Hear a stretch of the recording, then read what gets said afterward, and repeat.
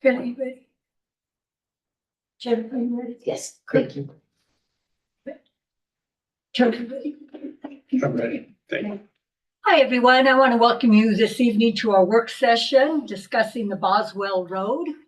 I know we've had a lot of concerns about what has happened recently, and so I'm glad that we're going to have this opportunity to work out things out and discuss things with Forest Service as well as all you residents that it has affected. So I think to start out with, I'd like a little bit of background information from Jennifer and Kurt, if you can give us that. Certainly. So Boswell Road has been in existence since the 1880s, if not earlier. And in the history of it, there has been some back and forth always about what kind of a road it is, who owns the road, all of those things, or if there's easements on the road. In 1984, the Forest Service did a survey and had a decision notice and a finding of no significant impact and an environmental assessment. And in that decision notice, it reflects that both the Forest Service and then the then sitting Board of Commissioners intended to pursue prescriptive rights of way across the 4 private property sections to secure the use of Boswell Road. That didn't happen. The survey was completed in 1986. In 1990, December of 1990, the commissioners did enter into a resolution, which as part of it reaffirmed the position of the commissioners at the time that Boswell Road was a county road. However, they did not ever go through and do what's necessary to make Boswell Road a county road. There are not easements on the bulk of Boswell Road. There are a couple easements that are recorded, one of them through the property that's now owned by the Allisons, and one of them further up, maybe just adjacent to the BLM property, or it comes off just adjacent to there. Other than that, there are no recorded easements on Boswell Road. And because the prescriptive easements were never pursued, because the easements were never obtained, legally Boswell Road cannot be a county road because we do not have any recorded information that allows us to do that. Last fall, after we had these discussions, I think last fall, it had been a year, if not 2, when I had been involved in the discussions.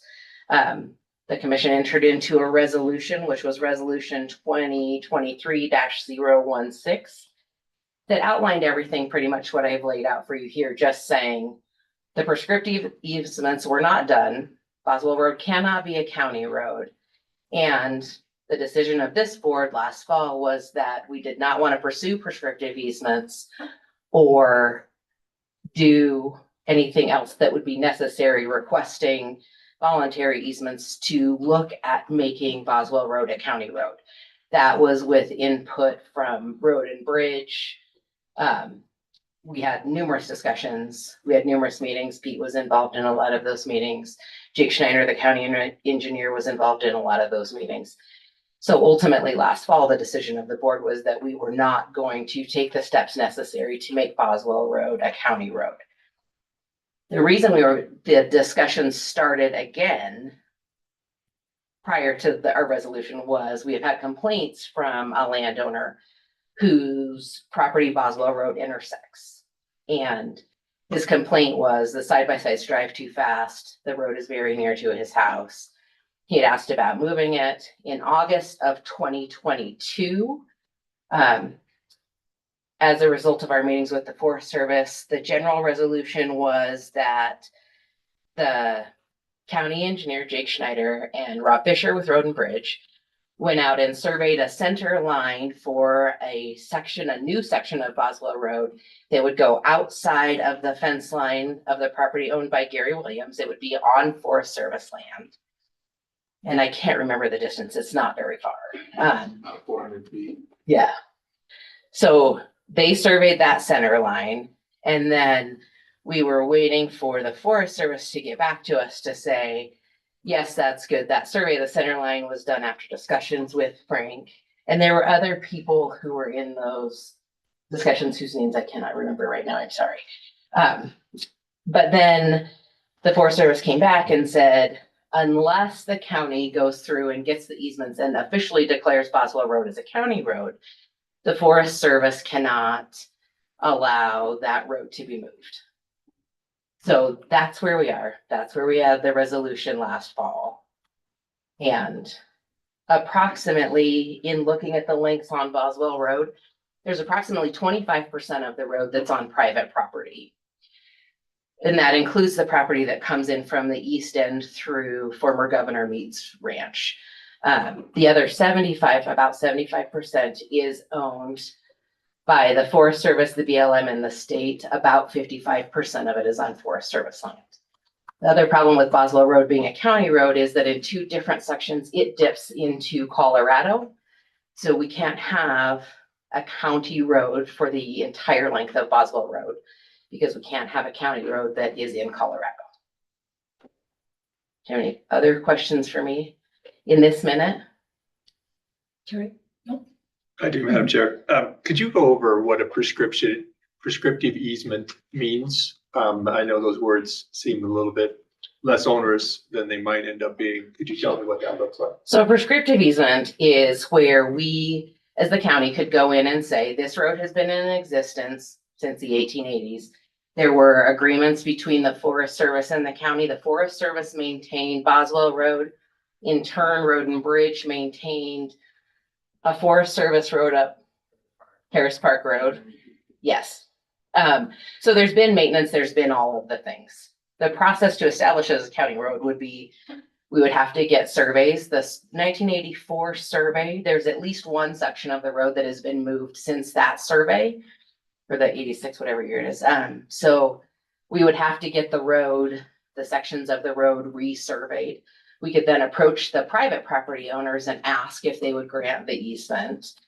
They wouldn't grant the easement, then filing the prescriptive easement would be filing an action in district court saying the road has been here. It's been here for more than 100 years at this point. There's been maintenance of it by the county and the Forest Service through this agreement. And we would argue to the court that we would then be entitled to an easement across that private property where the road currently runs.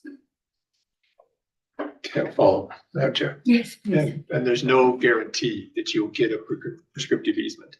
There is not a guarantee. Given the history of Boswell Road, it is likely because of the length of time, the ongoing maintenance, and nobody can claim they didn't know that, it was a public road because it has been used by the public until just recently.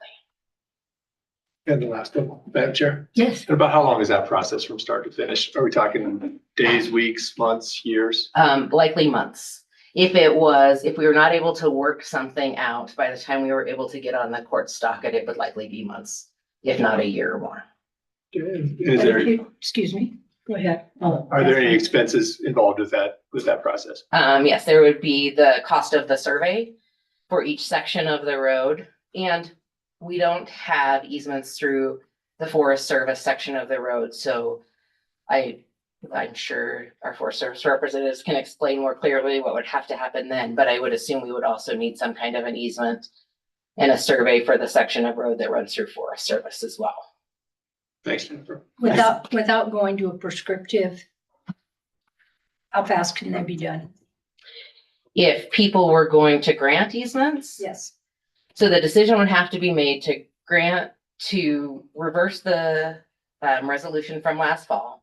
We would have to arrange with Jake as the county engineer to get surveys done on the section of road. We'd have to reach out to the individual landowners to see if they were amenable to granting easements or not granting easements.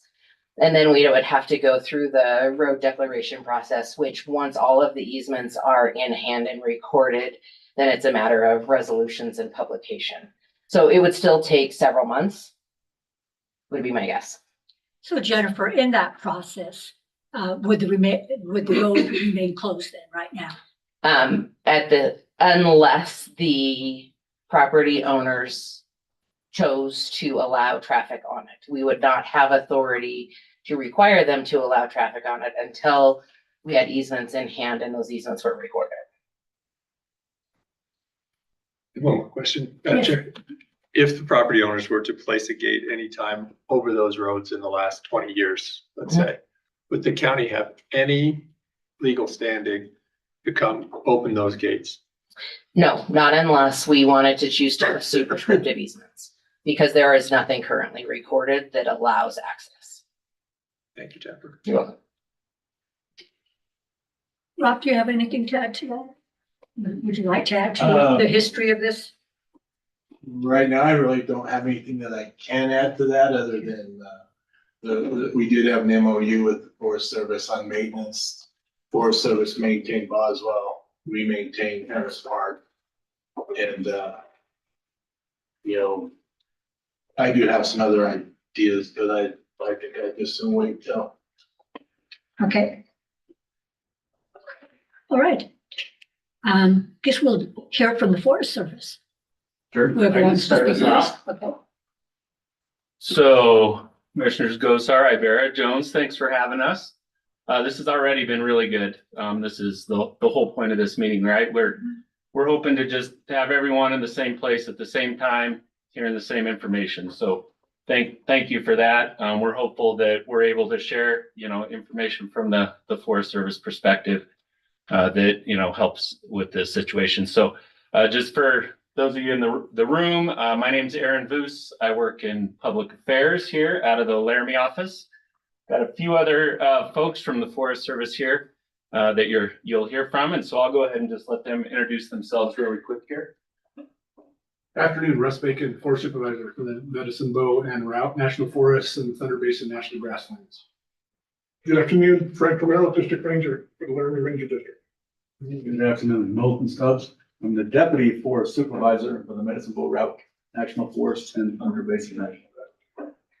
And what Milton didn't say is that he's fairly new to the position, so we brought him along to just kind of balance the crowd here. So thanks, Milton. Appreciate it.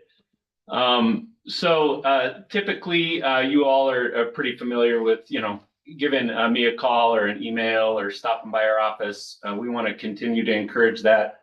I think Frank would echo that sentiment. We have a good working relationship with y'all, so we want to continue that. This particular topic has quickly outgrown the local perspective here and has become somewhat regional in nature, and that's why Russ is here to talk to you all this evening as the Forest Supervisor. Very complex, as you know. Multiple stakeholders involved, other state agencies, other federal agencies along that route.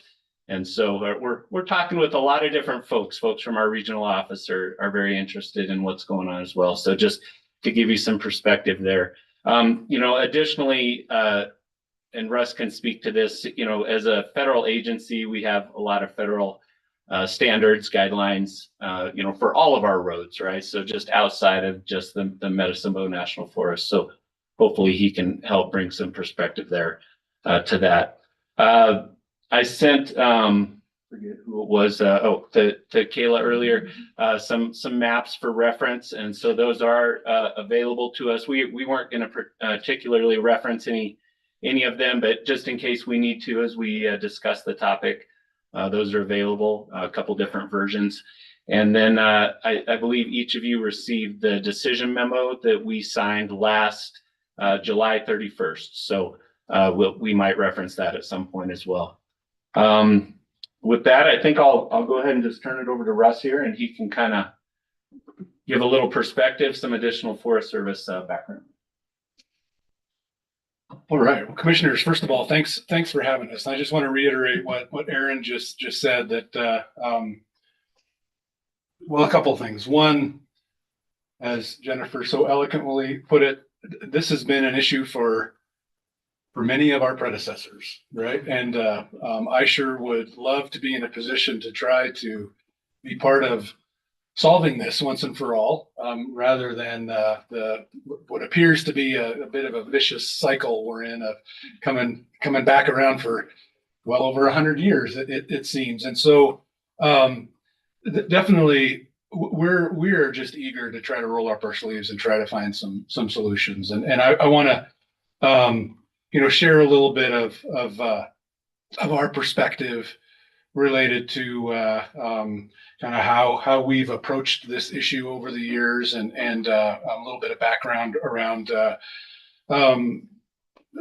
National Forest System roads, et cetera. So first of all, I think Jennifer did a really good job of kind of talking through what I'll call the most recent history, and then the 80s and 90s, where I would describe as probably maybe the closest we came to trying to resolve the status of the Boswell Road. And that the history between the decision that my predecessor signed in 1984, the subsequent survey, and then the resolution that your predecessor signed, indicating that intent to pursue declaring the Boswell Road as a county road, really is what led to how we've really kind of perceived the world over the last 34 years. We have been, as an agency, operating under the assumption that was a county road. That's reflected in the Schedule A agreements that we've signed with the counties, where County Commissioner, your predecessors, have checked the box that Boswell Road is considered a county road. That was factored in the road maintenance agreement, the trade that we made between Harris Park and Boswell. That's really just kind of been our core assumption, right? And I'm not necessarily saying that that's reflected today. We know that we're at a different place, but that really kind of has driven our behaviors, if you will, and how we have approached the Boswell Road issue. And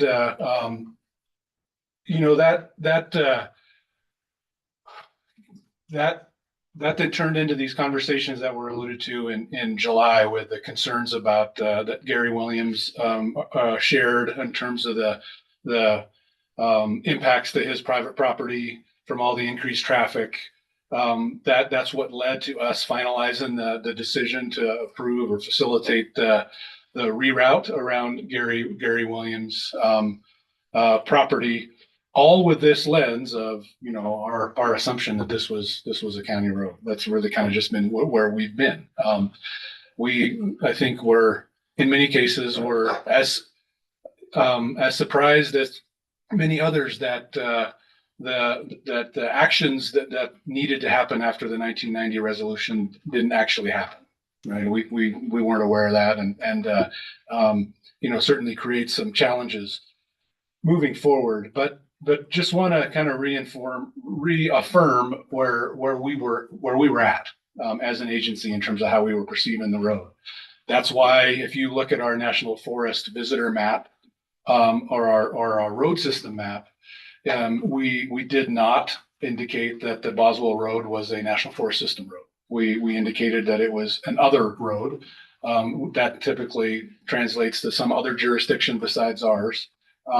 There's just a whole lot of those pieces that have gotten us to where we're at in terms of our understanding or the assumptions that we were making. So that's one piece I just want to share.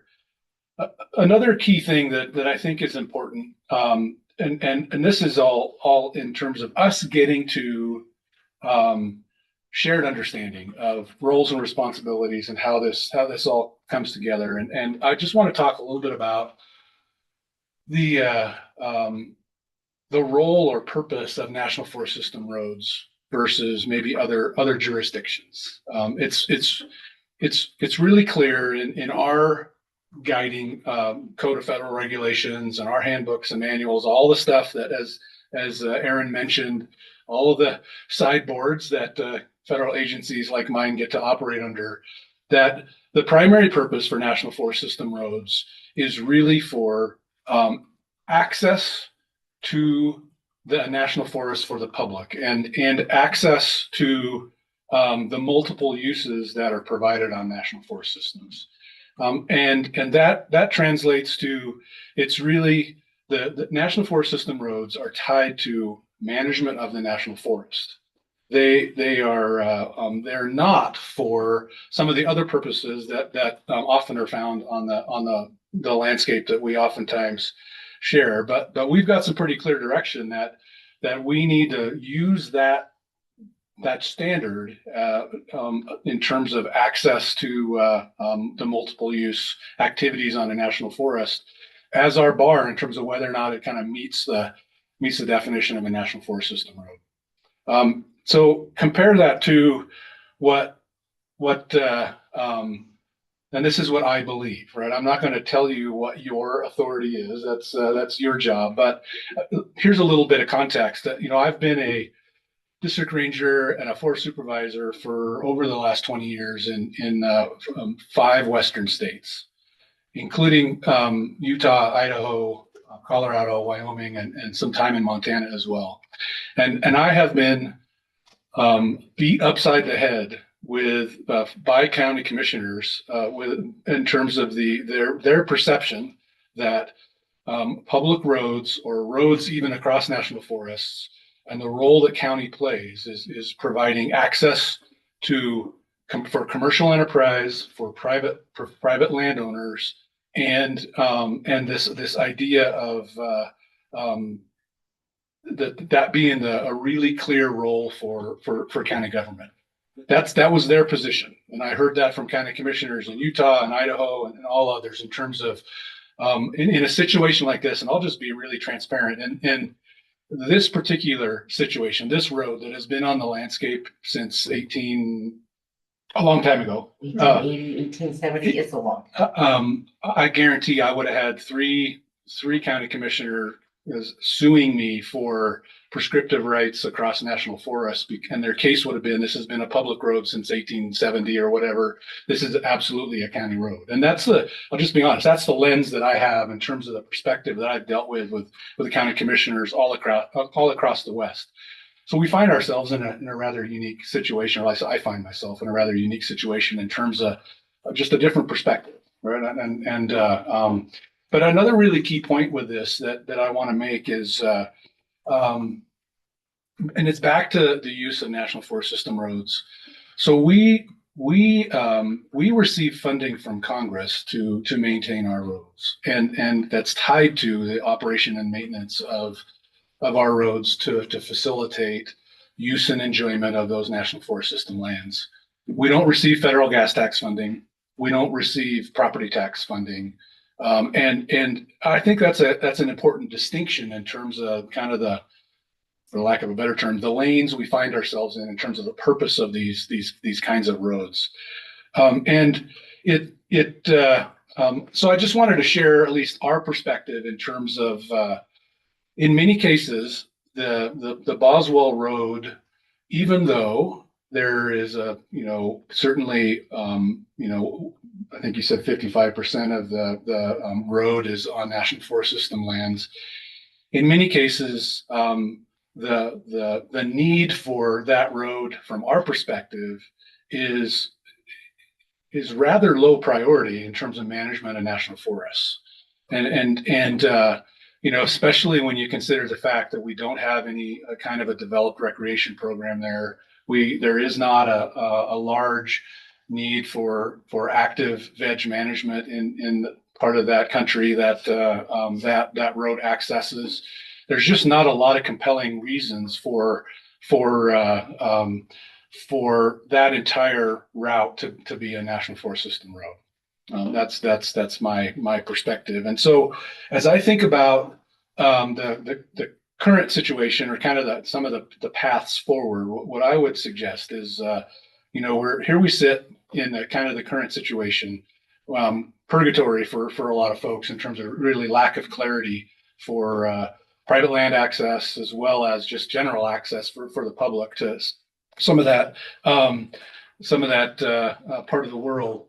But currently the landowners on either end have blocked that access, which certainly creates some challenges for members of the public that would like to think they can access that part of the world. But a key piece of this, what I would call the current situation we're in, is There is no current authorization for the private landowners that live along that road to access their private land over national forests. And that creates a challenge for them, and it creates a challenge for us. There is a process, right, for us to grant access for private property owners to access their private lands through a land use authorization. It's, we definitely, I mean, that's not uncommon for us to do that, especially when there are no other options for landowners to access their private property. We have mechanisms to do that. What I think is important for us all to understand is, because we don't receive property tax funding and we don't receive gas tax funding and some of those things, we have to basically charge a fee for that access to those private lands. They have to apply for that access through the Laramie Ranger District to get authorization to use National Forest System lands to access their property. That comes with two pieces of costs. One is the application fee, that what I'll call the processing fee, which ranges anywhere from a couple $100 to $1,500, depending on the complexity of that application. The other piece is an annual land use fee that we would bill those landowners for, as long as they have that road use permit or that land use authorization. And that translates to, it's not significant, but it is a cost, and it translates to somewhere around $70 to $80 per mile of access. And that would be an annual fee that we're required to charge for that access. So what I just want to make sure that everybody kind of really understands that a couple things. We are more than happy and are prepared to work with landowners if this is where we end up. We're going to work with landowners to process their applications and work through that process. And we're going to work with them during the application process too. I would argue that that's not an ideal solution, at least from our perspective, as it creates an additional cost for those landowners that live on that landscape. But there is a mechanism to do it. I just want to be really clear that folks understand that, that there is another option out there, and that is for us to pursue converting the road on National Forest System to a National Forest System road. That would require us to do a travel planning exercise that involves NEPA, probably an environmental assessment. Certainly not going to happen overnight. And I'm here to tell you, because of the limited National Forest benefit, that's not going to be a high priority for us. I'm responsible for 3 administrative units ranging from just south of Yampa, Colorado, all the way to within 20 miles of the Montana line. We manage roughly 4,500 miles of National Forest System roads right now. This particular road, from a National Forest System perspective and a priority perspective, it's not gonna float real high on our priority list. And so I don't know what that means in terms of timing for us to pursue that possibility. And that would only address the pieces of that road that are on National Forest System lands, those 55%. There would still need to be a conversation about right-of-ways over private lands through the state and also on the BLM. So finally, and from my perspective, in many cases informed by many of the conversations that I've had with county governments all across the West, I still maintain that it seems to me that the long-term interest of this road is best served by it becoming a county road. One of the most compelling reasons for that is the private land access and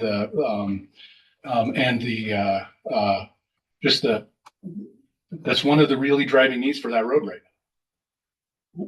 As was mentioned, there would need to be a conversation about us granting an easement over the National Forest System roads. That is that will not be a barrier. I just want to make that really clear. We grant FERDA easements, Federal Road Transportation Act easements to counties all the time, in particular cases where there is a long-standing public use identified. We do have to do NEPA. It's probably a similar decision memo format to what we did related to the Gary Williams reroute. But I would not foresee that being a big barrier to going down that path. I would just commit to doing it as efficiently and as fast as we possibly could. That would address the 55%. So I don't want you to think of that as a big burden. Does that address private, state, and BLM? No. But I just would suggest that sure would be nice to get to a place where we've resolved this in the long run. And the other piece that I'll just commit to is much like we did throughout the 90s and into the 2000s, we're happy to contribute to the maintenance of that road system in its if it was a county road in the Schedule A agreement,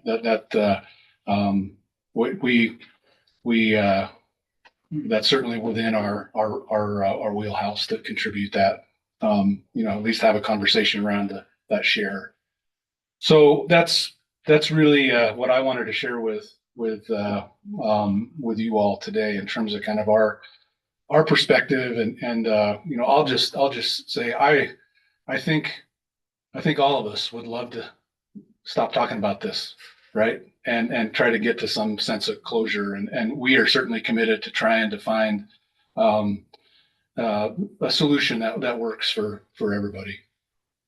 So happy to answer any questions or address anything that you might have, or I'll happily go sit down and we can have a conversation. Thank you, Supervisor Bacon. Terry, you have any questions for Russ? No, Russ answered my question, so we're good. Madam Chair, I do. Supervisor Bacon, the road goes into Colorado. What is that road designated in Colorado? In Colorado, that is a National Forest System road. So there would be no need. I don't see that being an issue for Albany County. It is open to the public as I think, level 2 or level 3 National Forest System road. So explain to me that that's connected to what was thought of by your organization as a county road. It goes back and forth at least twice. I've driven that road. Mm-hmm. It does end in a campground, as I'm made aware, a more popular place that's become more and more popular over the years. Why is it a priority in Colorado to be a National Forest Service road, but not a priority in Wyoming to be a National Forest Service road? The campground you're talking about is in Colorado? Is that what you're talking about? That's where it is, yeah. As I understand it, and I haven't spent a bunch of time talking to my counterpart on the Roosevelt National Forest, that particular road segment was just part of the overall management of that area. There was in the past, there was a lot more work happening across that landscape, and it just got folded into a lot of those National Forest System roads that were designated for vegetation management and some other reasons. So I'm not convinced that it was designated as a National Forest System road because of all the history of the Boswell Road, and more just it was facilitating some access to areas on the Roosevelt that they needed to manage. We might be in a different place on the Medicine Bow if we had not been assuming all along that it was a county road. Granted, just to follow up, Madam Chair, when we found out that we had no easements, we were left with not much. Mm-hmm. And I have to tell you, I'm in my second term as commissioner. This has been a companion, an unwelcome companion, since my very first days as a commissioner. There were different people in charge who have tried. I have to tell you, I've sat multiple times with members of the United States Forest Service and said, I don't believe as the chair, I want to hand this off to somebody else. I believe in solutions. I believe that's my job, Mhm. is solutions. We thought we had one, Supervisor Bacon. In fact, we were instructed by members of your staff to go survey and flag it. And if my memory serves me correctly, that was in the summer of 21? 23. 22. Or 22. yeah.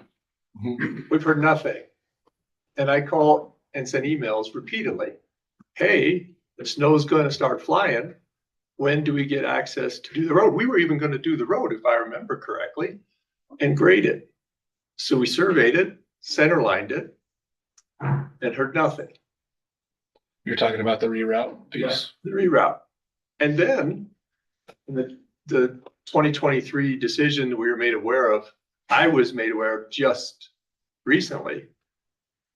Nobody told us that there was any idea that 2023, you guys had made a decision that that could be rerouted.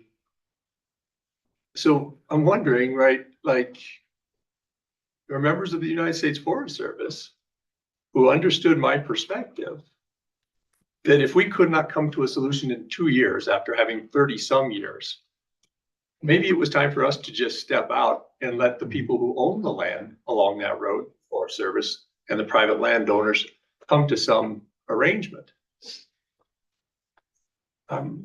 It seems that that wasn't interesting, but it also wasn't interesting to move along on a road.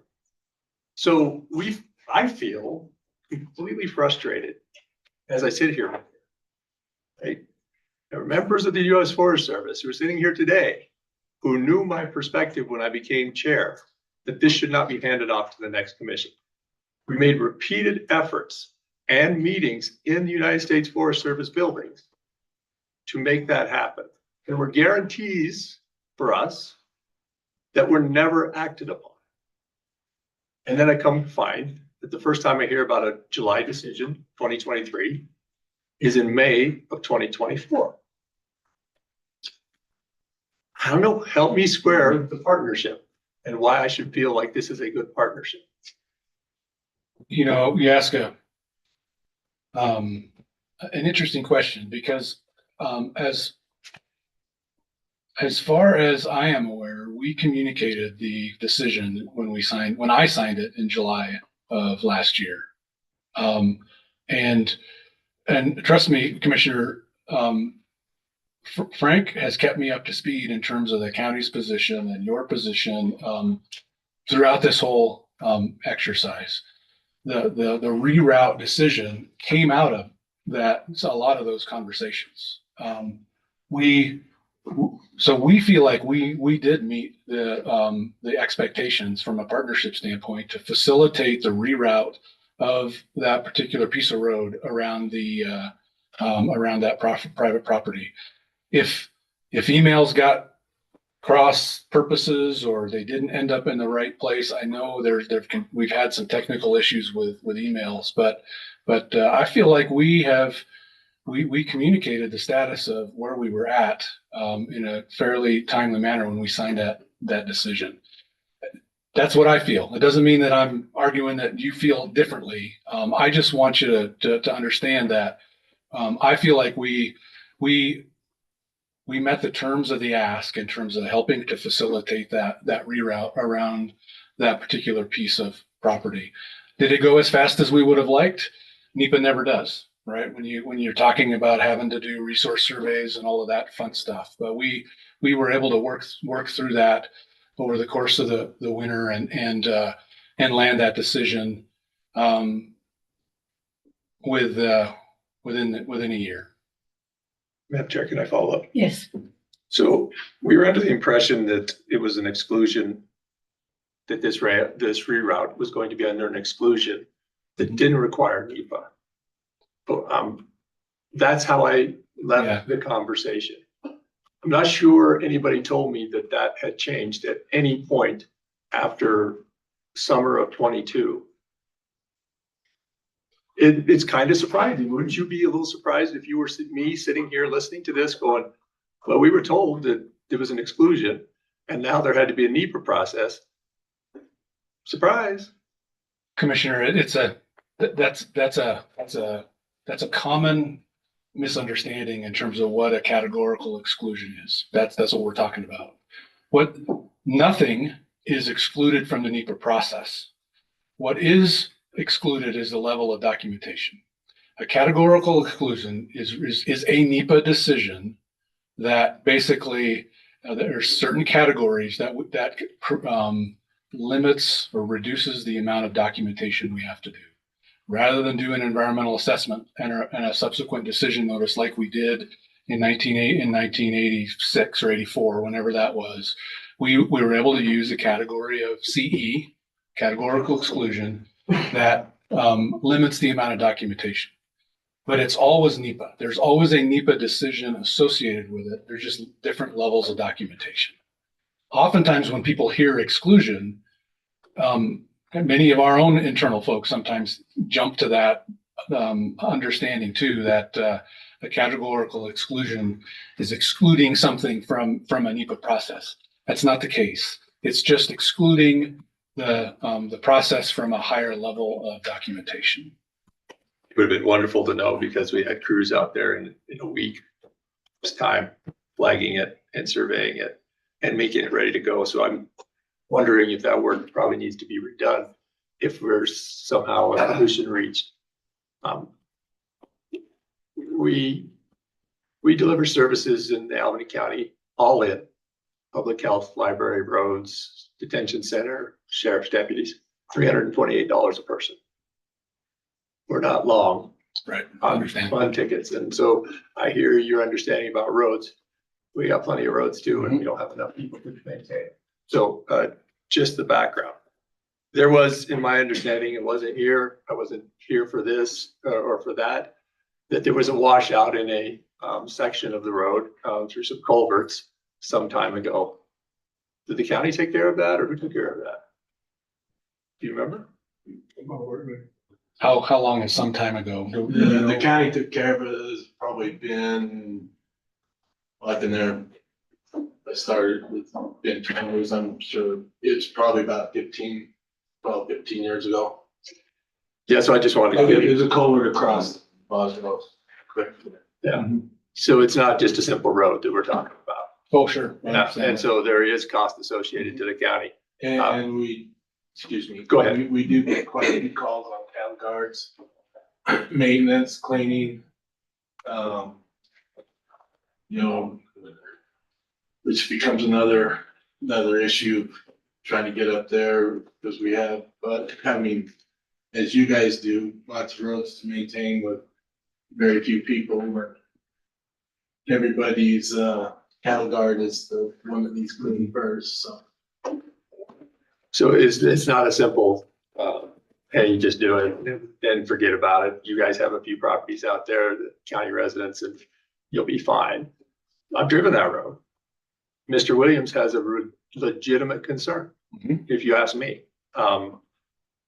Should this county take the easement and then take that concern?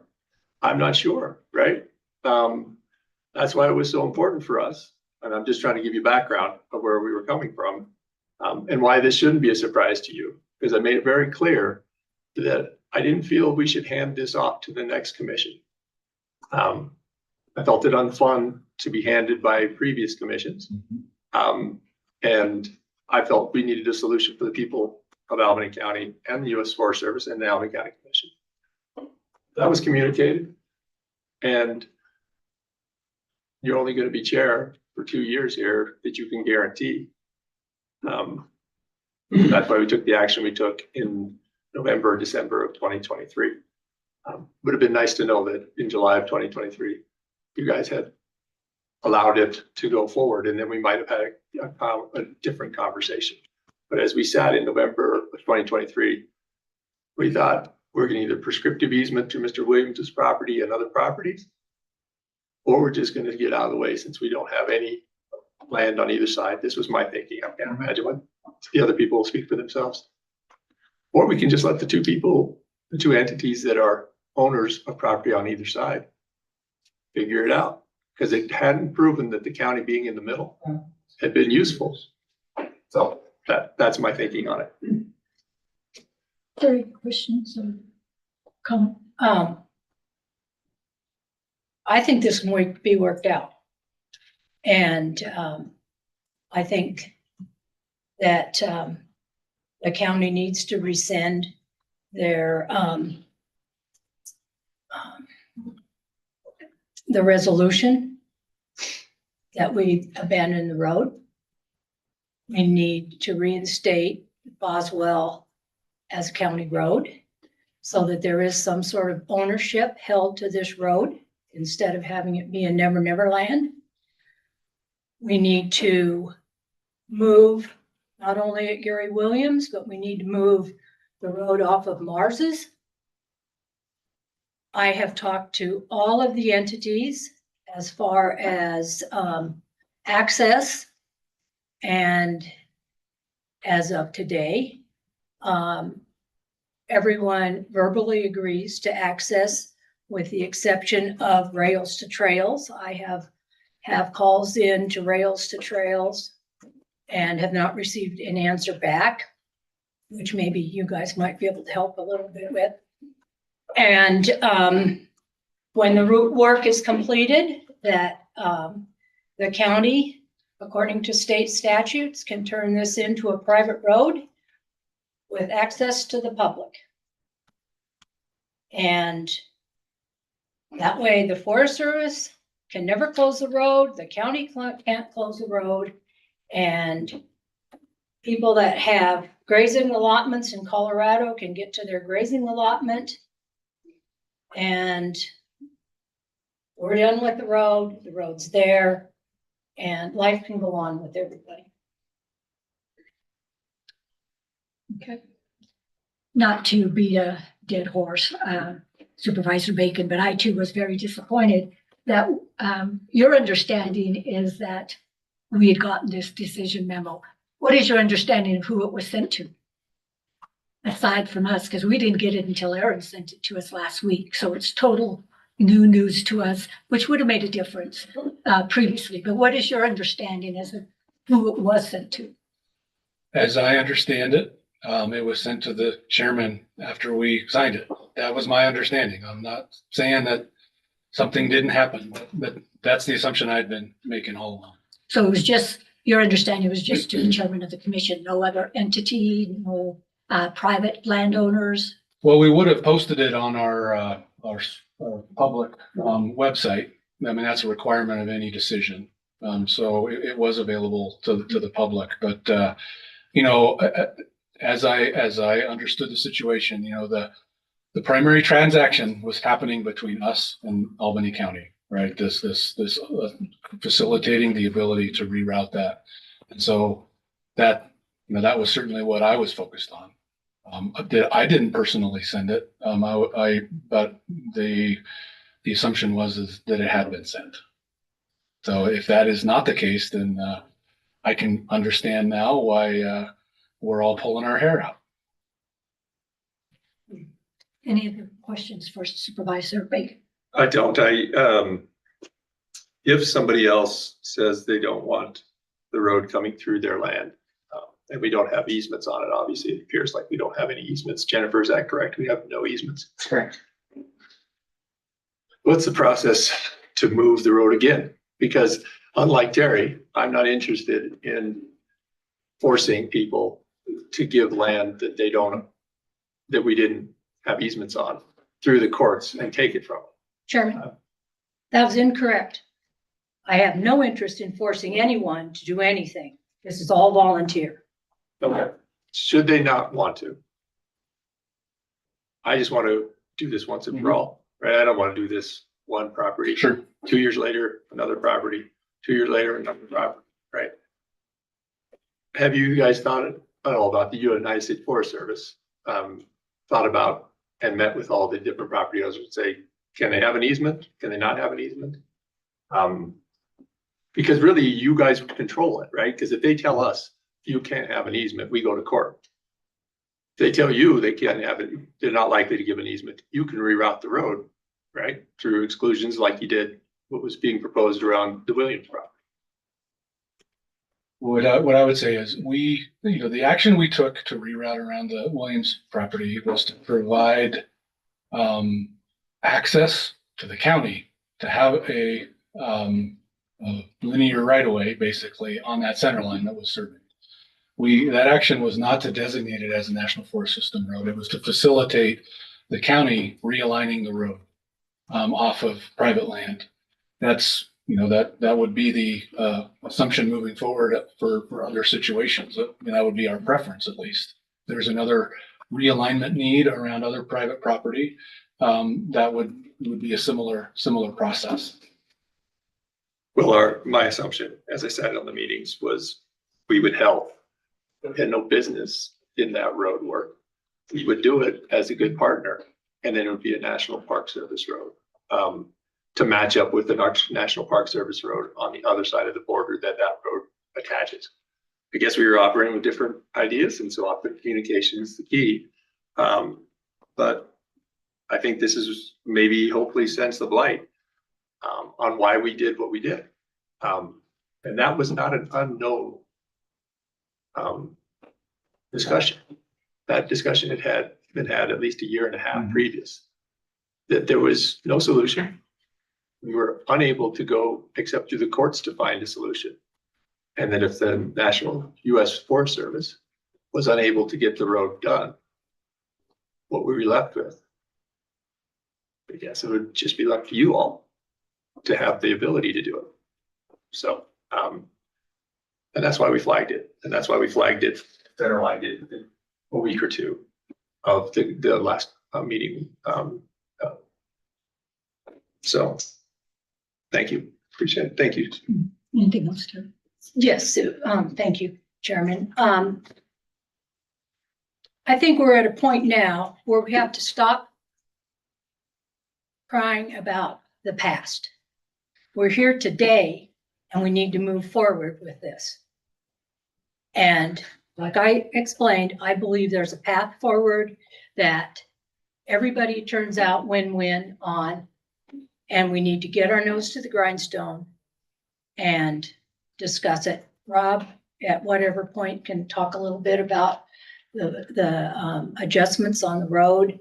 But I will assure you that everyone that I've talked to says, absolutely, we can get easement across. Do we have any of the private landowners in the room right There's a now? lot, just I have one more.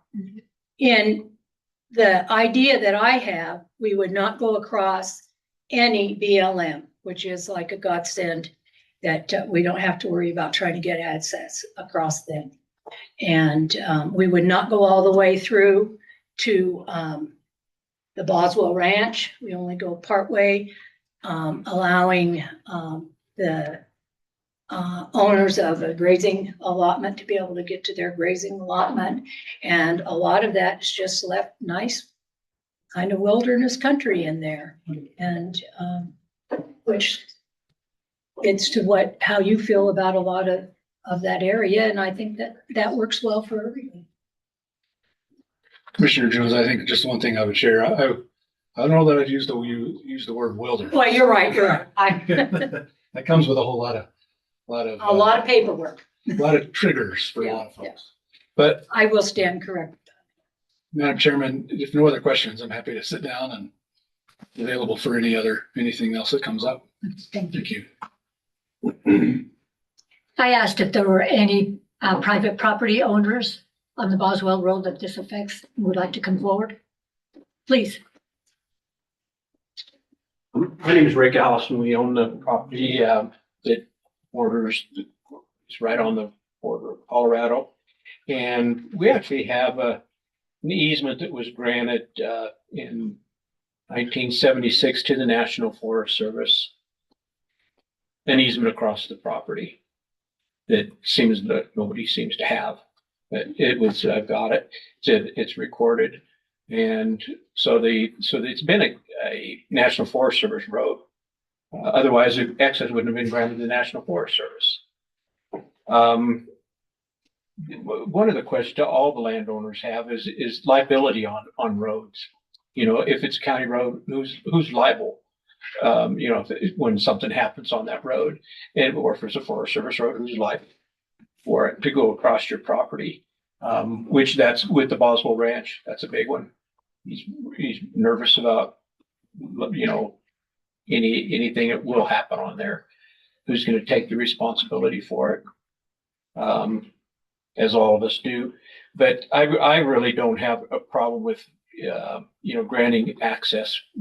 We talked to Terry about across our property. I think that it's not our national forest. It's not the Forest Service National Forest. It's the public's national forest, and they need to be accessible. And there is a lot of people that go up there for fishing and hunting and camping, and to deny them that, I don't think is right. No matter who has to do it, the county or the Forest Service. But there's court cases on both sides of the county having to do it, and the Forest Service having to grant access and maintain access year round across national forest property to in holdings. And they've been all over the country, but it happened quite a while ago and started in Alaska. But and they know about it too. That it kind of throws it back into their court about access. That we have to be provided reasonable access to our property, and all the other landowners too. And some of the accesses are not reasonable. The Boswell Road is reasonable road, and so it kind of throws it back into the Forest Service's court. That's about all I'm concerned about. It'd be interesting though to see the liability question. I'd like to have that answered. Mr. Allison, you say you have a recorded easement. What's the date on that easement? 1976. It is. Commissioners, just to clarify, we do have copies of that easement that crosses the Allison property, and also the other easement it was from Bachman's. Those easements, I have copies, thank you. Those easements are granted to the Forest Service. There are no easements granted to the county, was my point. Correct, yeah. Or the United States of America. It doesn't specifically say Forest Service. They're both granted. It does. It says the acquiring agency is the Forest Service Department of Agriculture. Oh, sorry, I have the older one up. The other one is a 1950 easement. But Jennifer, you said that was the Bachman property. Yep, I can forward both of them out. Thank you. Yeah, it was dated April 1st, 1976. Thank you. Any questions for Mr. Allison? Okay. We had another property owner. So Boswell Road does not go in through our property, but we are in the Colorado Excuse me, can you side. identify yourself? Liesl Carpenter. And we actually own the property in Colorado, and we hold a Forest Service grazing lease to the west and BLM grazing permit to the east as well. When you guys say that you have no easement, I totally get that. But I want to defend the Forest Service for their decision, because I found their statement for the NEPA on their website after they did that, and I found it in August, and I have it saved as a date. And I was able to tell them without them knowing what date it was at our meeting last week that they signed it July 31st. And so for me to hear that you guys had no aware of this makes me very angry, because you guys should know that the public information is out there. And if you know that this issue is happening, you should be aware of that. And I understand you guys are busy, you live lots of your lives, and you have a lot of things on your plate. But as a public person who has no ties to the government, I was able to find that within the Forest Service documents, because they have a folder specifically labeled on their website saying Boswell Road. How can you not find that? And that really aggravates me, because it doesn't affect just me, it affects my family and our livelihood, because we have cattle that cannot go there now, and that's wrong. And you guys have violated Wyoming statute, I believe it is 23-101. Let me quote that exact one. Yeah, 24-3-101 paragraph C. You guys are supposed to retain access rights for property owners to access their private property.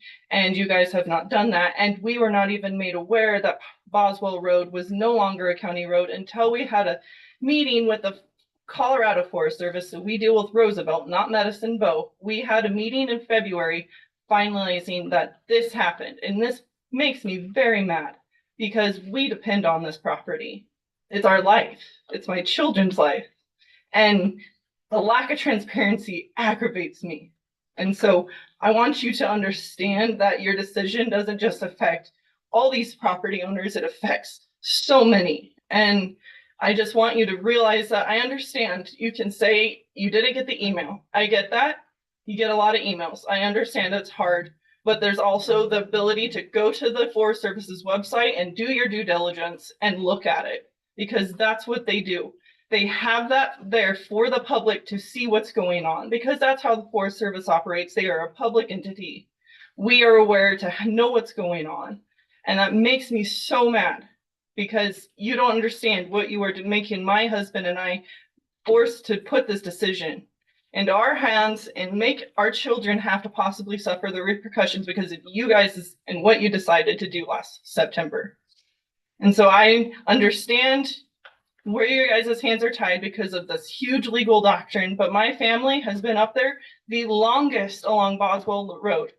We have been up there, my great-grandfather, my great-great-grandfather, my grandparents, my mother, and myself, and we have ran cattle up there before it was even a Taylor Act was initiated in 1934. So for you guys to say that we do not have the ability to access up there, but we have been up there for 100 years is wrong. There's something you guys should be able to do to help us, because you are the county commissioners, you hold the power.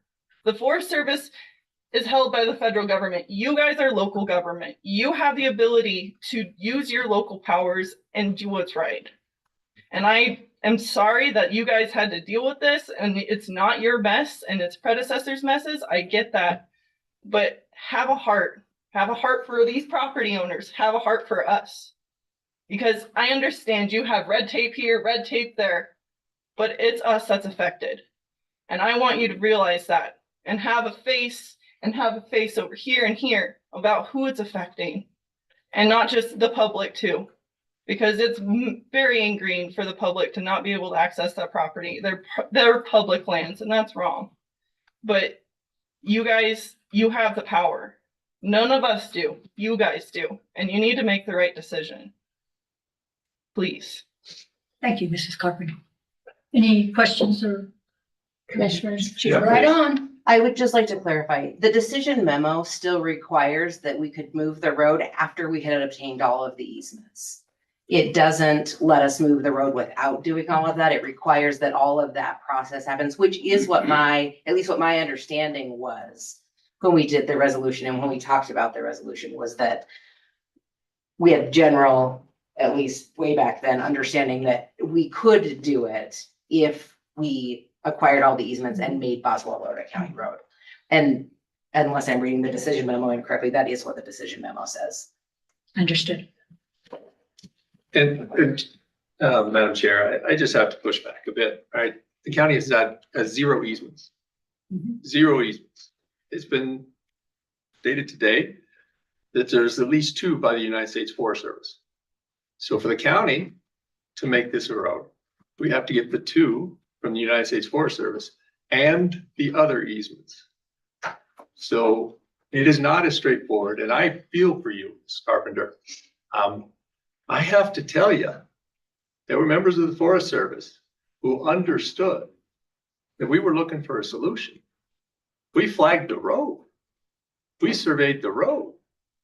We had conversations continually. Rob called me and said, you know, the snow's going to start flying. We got to get equipment out of there. That was a year and a half ago. I mean, I'm not into doing illegal stuff, right? I wouldn't do it to you. I wouldn't want it done to me. I wouldn't want it done to Mr. Williams or Mr. Allison or whoever else is on that road. And we were left with not many good solutions. And so, unfortunately, it took this ball up to come to some sort of solution. We have been at the solution stages for 2 years at the minimum. At the minimum. And we have documents and work action to prove it. So we need a solution. I agree with you. Totally agree with you. We are not able to make that solution happen if we said it today. If one of those landowners said, no, you don't get an easement across my property, and it doesn't matter what they say today, it's when we go to sign the documents, we go to court to get that easement. And that ain't happening tomorrow. And I think when I hear the terms abandoned the road, you have to own the road to abandon it. We never owned the road. And the 1990 commission that made that resolution did not follow up with what they needed to do with the prescriptive easements, with the platting and the law. And so we are in a situation, and I feel for your family. And we're going to find a solution if the United States Forest Service wants to work with us. We'll flag it again, for crying out loud. But we have to have the ability to flag it and make some sense out of it. We got other roads to take care of. So thank you for your comment. Chairman, I believe with all of my heart that the Forest Service wants to resolve this. We have to stop whining about it and say, we will meet you, let's get this job done. Because we can't keep going backwards. We have to move forward. Terry, I would agree with you. You were chairman for 2 years. The Boswell Road was an issue 2 years ago, 4 years ago. What was your solution? We kept working on it and we will continue to work on it because we will get this done. That's what I thought. But what was done, Terry, when you kept working on it? Because from what we've seen, nothing was done. What did you guys get done? Not a damn thing, did you? Because we're sitting here still working on this. Stop going backwards, go forwards. Okay. Is there anyone else who would like to speak in the room? And I'm sorry, quickly, sir, because we do have a county commission meeting at 6, which we've already gone over. My name is Mike Vasey. I also live on Boswell Road. I'm in a little bit different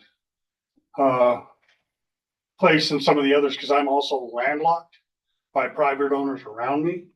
My access is off Boswell Creek Road. It sounds like we were almost there on this road, right? It sounds like we've missed communication as a group. I think the Forest Service has done what they needed to do. I've seen the letters. I've seen the legal stuff in Wyoming about allowing property owners. My only access right now is from Boswell Creek Road. If I have to start paying for that, my property value is going to drop. Now I'm dependent on a permit. And in this day and age, in a permit across green areas, you think that's an easy thing to do? I get it that the Forest Service guys say, we'll love to give you a permit and give you access. But I've seen too many places where 100-year leases have disappeared because they didn't want to give access. And I'm worried that happens to me, or maybe it doesn't happen to me, but happens to my kids, right? So suddenly you're all looking out for the county and everything. And as my property value crashes and the businesses fail around me because they don't have access to the places they want to recreate, they bring business to everybody. They bring business to Laramie. They bring business to Woods Landing. They bring business to Waikolo. By closing that road, you close off a huge amount of revenue for this county, right? And everybody suffers by not having that road, especially the landowners, right? The people that use that road for their cattle, the people that live there. I live up there full time. Right now, because we thought it was a county road, I can plow my own road, right, in the winter when the snow gets 4 foot deep. If I have to get a permit, now I'm paying to do that, right? It costs me more and more money to live where I want to live full time. I really wish. It sounds like we were close. For the last 21 years that I've owned up there, the county's always had an agreement with the Forest Service to maintain that road. I will admit it's not a great road. But on the other hand, for 21 years, you said we have an obligation to this road, and then just turn it off. It hurts everybody. It hurts the landowners. It hurts the recreators. It hurts the Forest Service, who probably need a little bit of access back there. But it hurts everybody by saying this road is now a Forest Service road and everybody has to pay to get on it. I get it. There's people that don't like the recreation that goes on back there, the amount of dust. I feel Gary Williams' pain when the dust cloud rolls through his house every weekend, right? Rolls through mine too, rolls through everybody's up there. But it just seems that turning this road away from the Albany County residents that live there is a mistake. That's all I have to say. Thank you, Mr. Vacy.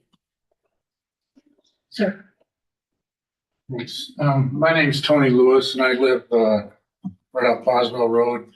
It goes through, my property, Greg Marr's property. And I just wanted to kind of take a bit of issue with something that, I think I heard the Forest Service saying was, and I understand the overlapping jurisdictions. I understand the different missions. But my view of the road isn't that the road is there to provide access to private landowners. The road's been there as, a road for access and commerce. And Sheriff Boswell had his ranch, and that's probably why he's got his ranch there. My view is that, logging trucks go by, side-by-sides go by, that's fine.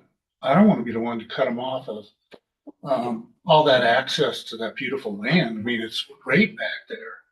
Used to be a wonderful campground back there, not too far off. The first Forest Service road is like, what, half mile off of Boswell Road? The view that I have of that road is that, yeah, it's great. It doesn't bother me that there are logging trucks and side-by-sides going by or snowmobiles or whatever, because it's a beautiful place and, it's just there. But I'm a little frustrated just because, you call the Forest Service and I share Pete's frustration and they say, well, you gotta talk to Amber. Talk to Amber. No, this is Frank's baby. Take it back to Frank. But, the whole thing came down to not a road to access private property. The whole thing that sparked this whole issue was moving the road 200 yards to get it off private property. That was the issue. And that was almost done, except it wasn't done and it didn't look like it was ever going to be done. And that's what, led to the frustration of Gary Williams. I can't speak for anybody else, but that's my frustration too. Thanks. thank you, Mr. Lewis. Okay, obviously, nothing is going to be settled tonight, okay? And even the process, if we start working with the Forest Service again, is going to be months, if not longer. So we ask for your patience, and we know something has to be done differently. And you've had an opportunity here to hear different sides and all. I would like to think there is a resolution, and I'm hoping that the Forest Service will work with the county again. Did you have something to? Yeah, I do. I think there's been a misunderstanding of how that road was used. At any point, Mr. Williams could have locked the gate on that road, and the county had no ability to force that gate open because we have no legal right. So Gary, Mr. Williams, and whomever else has let the road go through their property without easements have done it out of the goodness of their heart. We have been told since I've been a commissioner, 2019, by Mr. Williams, that I'm going to lock that gate. I can't reply to that because there's nothing I can tell Mr. Williams about that. I can't tell him, no, you can't do that. County sheriff will be out to cut the gate off. Can't do that. You have every right to a private gate on a private property. So we were left powerless. And we worked very diligently. If you drove that Boswell Road, you saw the flags. Those were county flags. the center line was made by the county road and bridge. Now, we ain't got extra road and bridge people running around everywhere. Rob took it out of their time, out of some other county road that they could have been working on to make this happen. I'm hopeful. Seems like we have the United States Forest Service willing to work with us. Well, let's get to work, because we should both be in the solution business. And we shouldn't hand this off to the next commission, nor to the next U.S. Forest Service leadership. This needs to get done, and it needs to get done right. And we don't need to be illegally opening roads and telling people you can just go through here even though it's private property. Mr. Williams has a right to close that gate. And you can check with any attorney that you would like. So we don't have the right to tell Mr. Williams to keep that gate open. And I don't think that is very well understood. So I think the conversation is great. I really do appreciate meeting some of you with an interest on the road. It's nice to see the Forest Service always. And so let's get to work. We're willing and able. I have one more question. We're gonna use that road. It's a closed road. Is there gonna be an issue? I can't advise you. We don't have any easements, Mr. Allison. Well, but we're gonna use the Forest Service road, and we're gonna use the part of the county road, that's officially closed. I just wanna know if that's gonna be an issue. We discussed that at the forest meeting and If, just. Aaron, can you stand, please? Sure, just as a general thing, if you're crossing through Gary Williams' property that's closed, or you're crossing through the meat ranch that is closed, that's considered trespassing.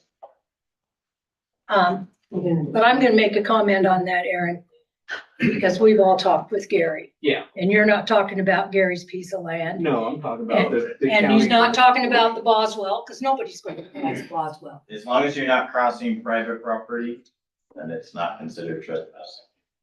And I think everyone here knows that, and understands why Gary did what he did. And, for those of you that if you live there, we all know that Gary lets you go through. Yeah. Commissioners, if I could just, couple things. First of all, we're committed to finding solutions. Just want to make that really clear. In terms of this, there's a couple of short-term things that I think we all need to make sure we understand.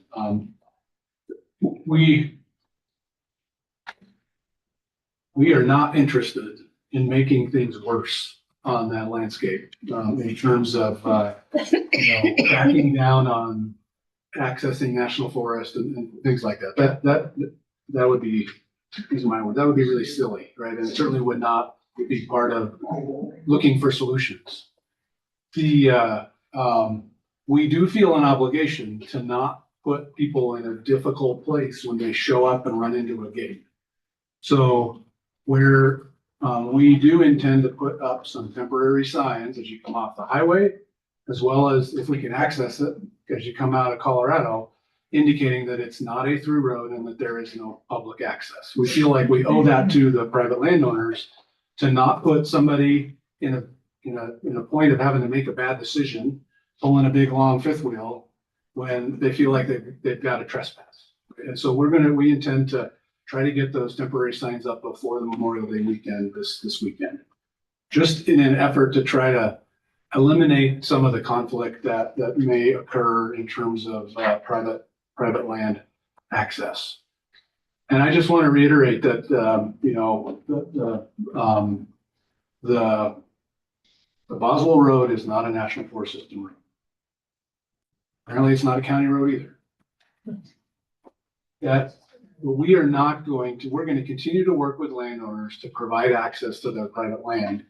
Will it take some time to work through all the permits? Yes. In the interim, we're not going to, write people tickets for accessing their private property. We have no intention of doing that. We want to be good neighbors and facilitate that access to that private land. we are interested in win-win solutions, not adding fuel to the fire on an already challenging situation.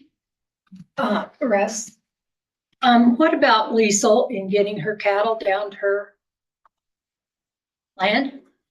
I cannot require private property owners to provide access. I'm talking about Forest Service. We have all sorts of mechanisms that can provide access across national forest through the terms and conditions of a grazing permit.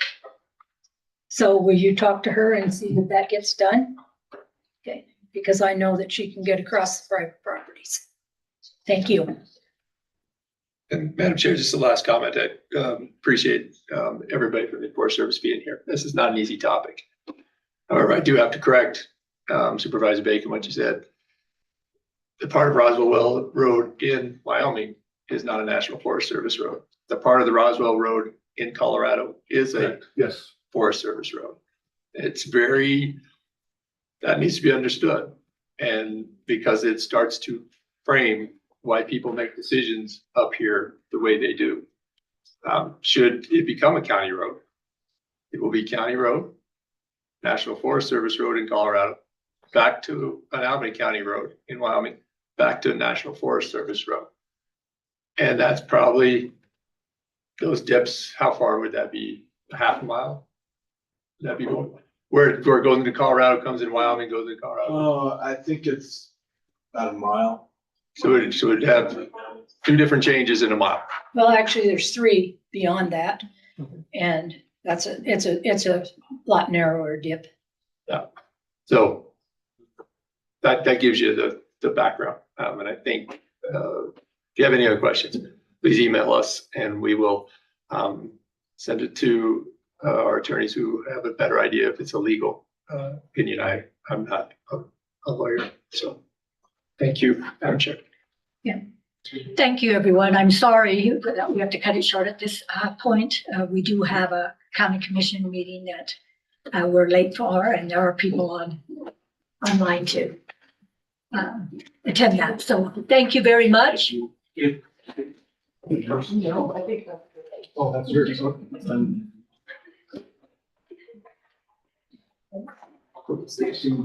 Nice to meet you. Thank you.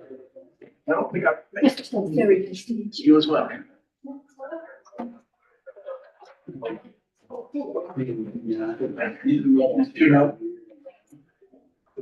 See you, Supervisor Bacon. Thank you. We'll be in communication.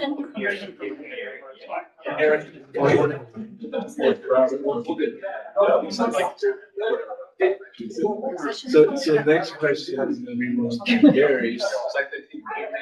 Because. How are you doing? So there. So if we're doing this one, where? I can see that they all hands, but. I would guess. I never responded to the one. We're all in a row together. Oh, I didn't either. I was letting you deal with I was like, it. oh, I don't have any actual information. It's been talking.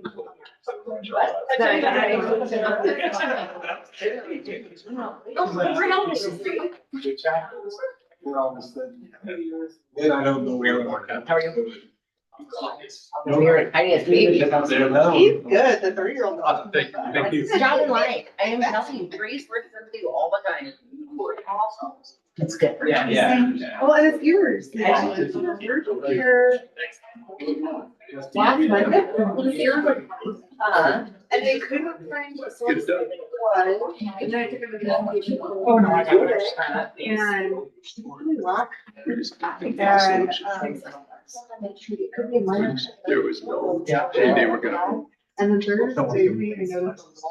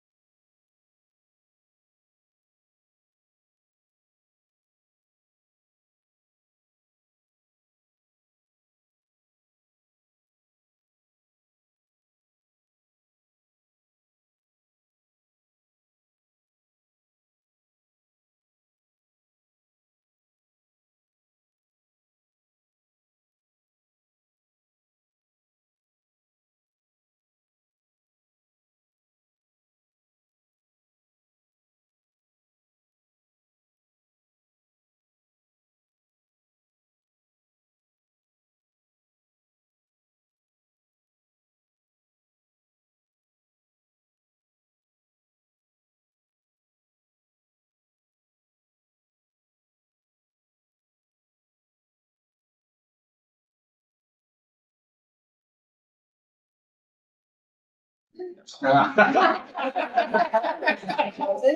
my office earlier this week, it was very uncomfortable. Just right. Not I was great. totally- Right, you're like, this is not ideal.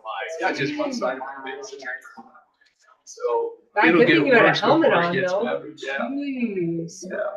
But that was, I don't remember the vaccine. Really? Ken, are you ready to go? No, not this day. That's been broken. Okay. Ken, are you ready? I am. Jennifer, you ready? Thank you. Commissioners? Yep, thank you. We said it. We are ready to go. Yep. Okay, I want to welcome everyone to the regular county commission meeting of May 21st, 2024. I apologize for those who are online and even in the room that we're starting late. We did have a work session with the National Forest Service on the Boswell Road issue, and that went a little long. So thank you for your patience. And we'll get started. Start with a roll call. Commissioner Jones, Present? Commissioner Gosar, Here. and I'm here as well. Please join me in the pledge of allegiance. I pledge allegiance to the flag of the United States of America and to the republic for which it stands, one nation, under God, indivisible, with liberty and justice for all. Okay, item 3, there is no public hearing, so we'll go on. To item 4, do we have public comment? We'll start with in the room. If you have some comment, you can come up forward and please state your name and your address if you do not live in Albany County. Anyone wish to address the commission with a public comment in the room? Anyone online? Again, anyone online? Okay, I would entertain a motion to close the public comment period. I move that we close the public comment. Second. It's been moved and seconded that we close the public comment period. All in favor? Aye. Aye. Aye. That motion passes. Okay, Commissioner Jones, any disclosures? I do not believe so. Commissioner Gosar? None for me. Thank you. And I have none as well. Item 6, any changes to the agenda? Good evening, Commissioners. Good evening. I need to add one item to your agenda. We received a letter from the Laramie Plains Civic Center regarding their 1% funding. They want to do a budget change, and I'd also like to discuss with you guys how you would like to move forward with those budget changes. So that's my need. Okay. And can we put that at, let's see, 29? Yep, where we be. Okay.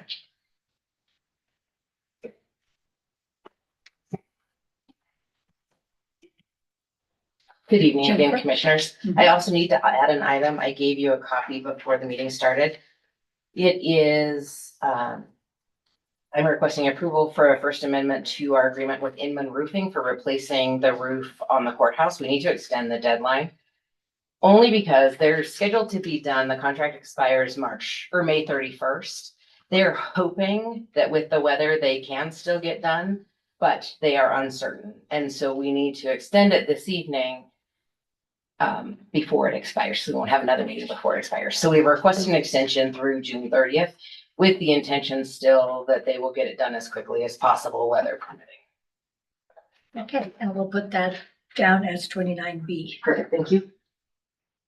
Any other changes to the agenda tonight? Okay, Commissioners, I entertain a motion to approve the consent agenda. So moved. Second. Been moved and seconded that we approve the consent agenda. All in favor? Aye. Aye. That motion carries. All right, let's move on to item 8. Present for approval, resolution 2024-011, resolution appointing special prosecutor. Jennifer. Good evening again. So we have a case that has come up with someone who has a relationship with law enforcement in our county, so we need to have a prosecutor who is not involved with law enforcement in our county. And Dan Itzen out of Natrona County has agreed to do that. Any questions for Jennifer? Okay, Madam Chair, I move that we approve resolution 2024-011, a resolution appointing a special prosecutor as presented. Second. it's been moved and seconded that we approve item 8 as presented. All in favor? Aye. Aye.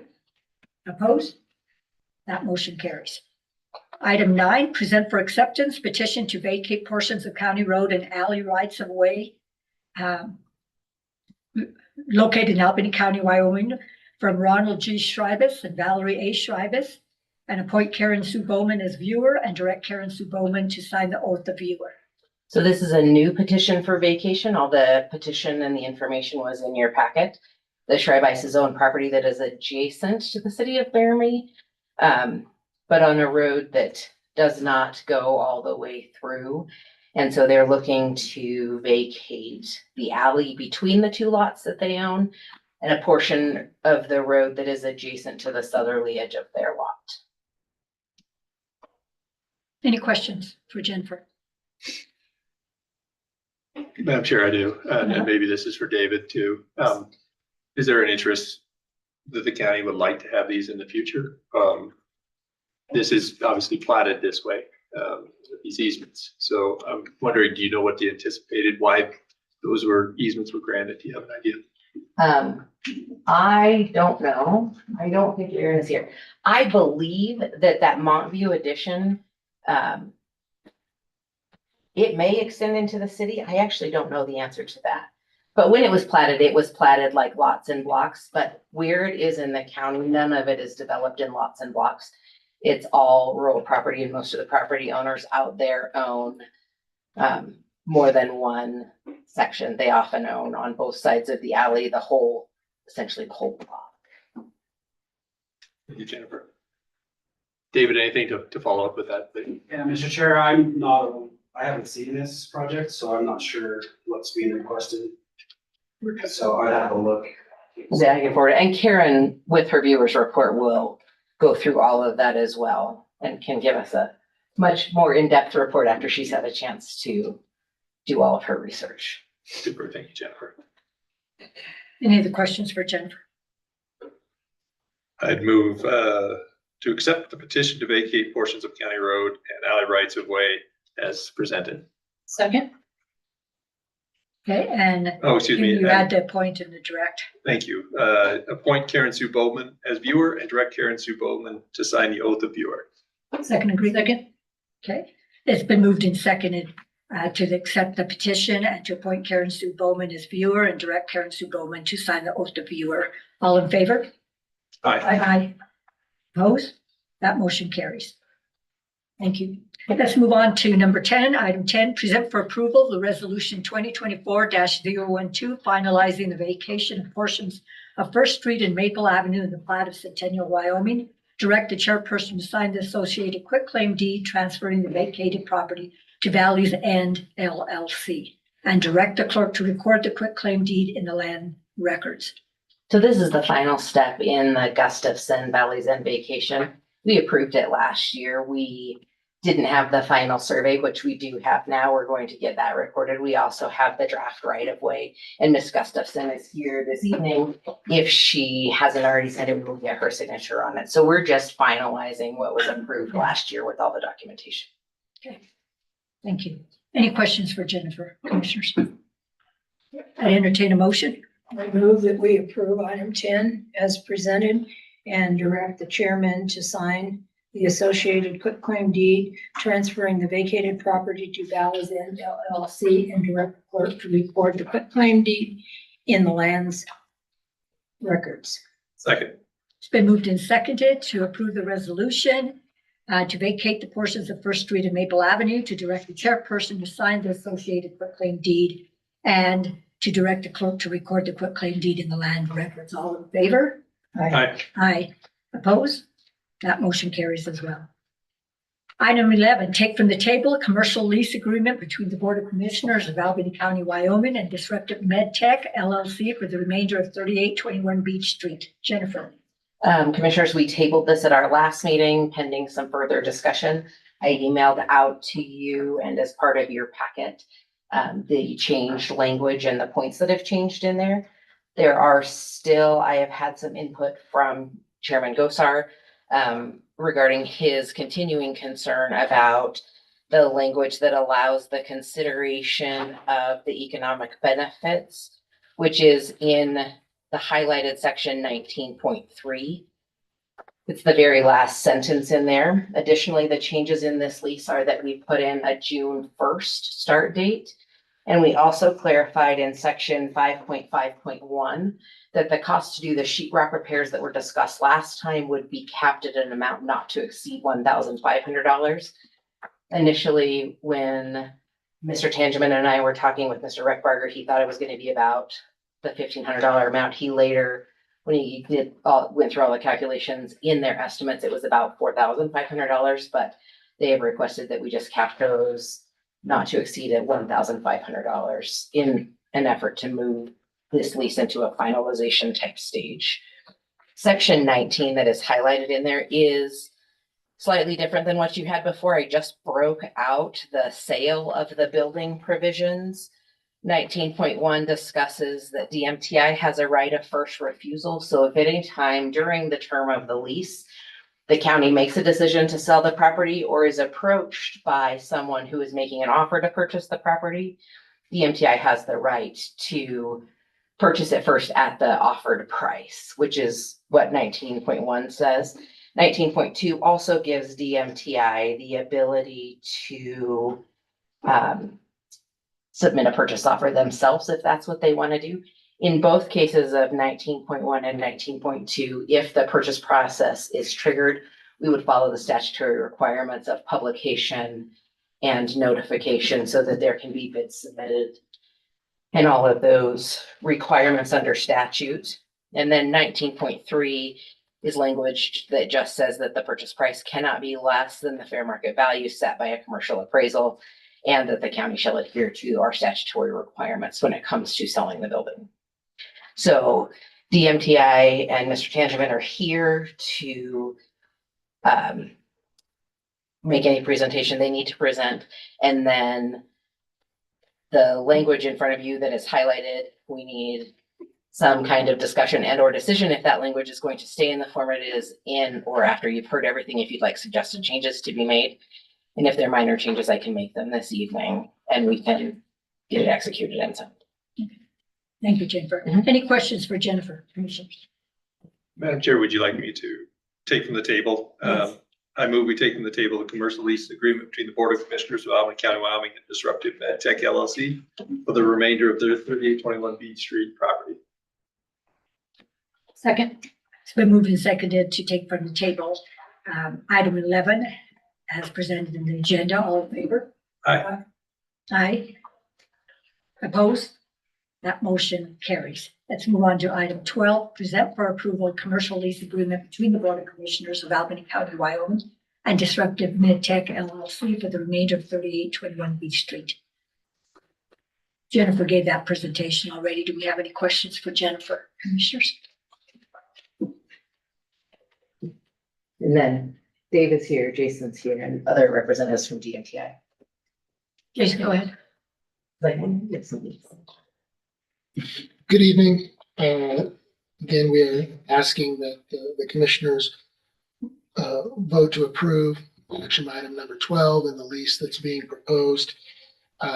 June 1 date, if there's any questions or concerns about that, we're fine with moving forward with that.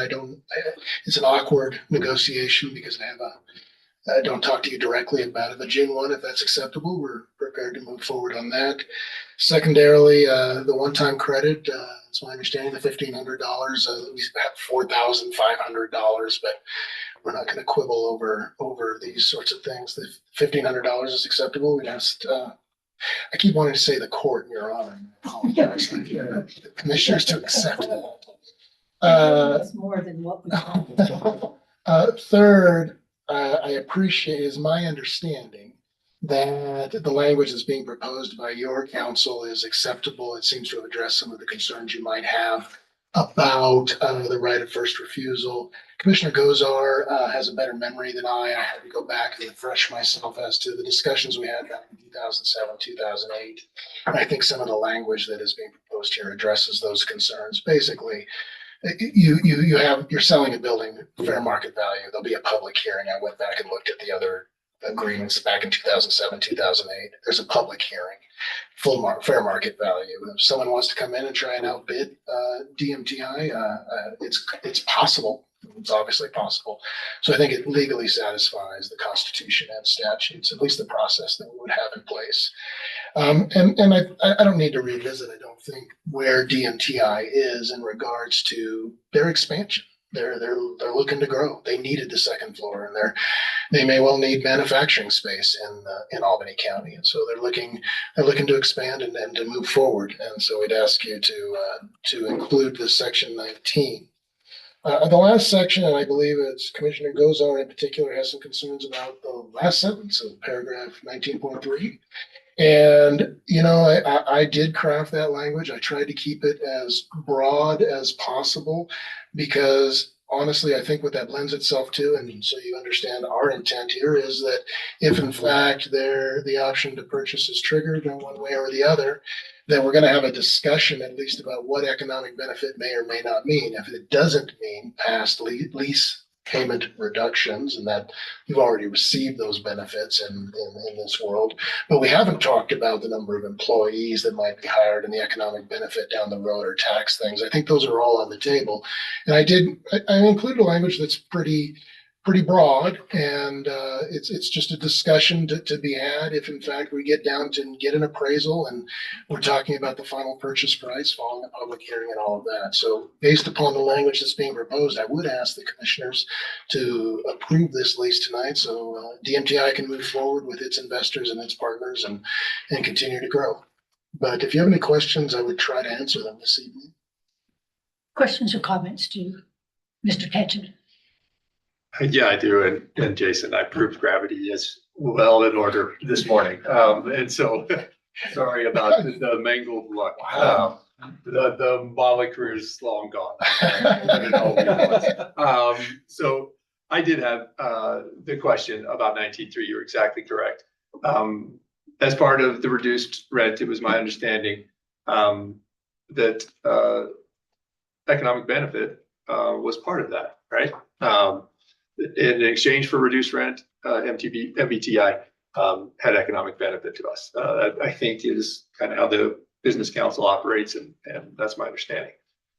At what point is MBTI willing to fly on its own? I have a business. I run a nonprofit that also hires people. We would never even consider that language.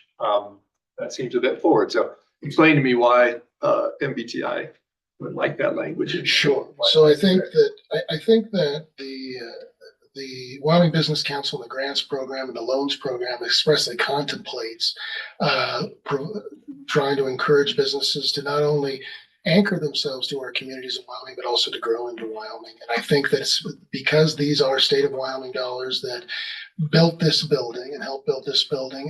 It's part of the ongoing process under the statutory scheme to help communities in Wyoming grow. And that's what the legislature has said. And so I could understand frustration perhaps by a nonprofit downtown say, well, wait a minute, where's the benefit? Where do we get that sort of benefit? I'm not going to run for the legislature. I'm going to commit to everybody right now. And I that's the statutory scheme that's a part. These are appropriated dollars that have been specifically earmarked for economic development. The concept being that whether it's lease payments or purchase payments, they're supposed to be a revolving economic development dollars. The dollars from the county or whatever, the city or whatever governmental entity go back into economic development.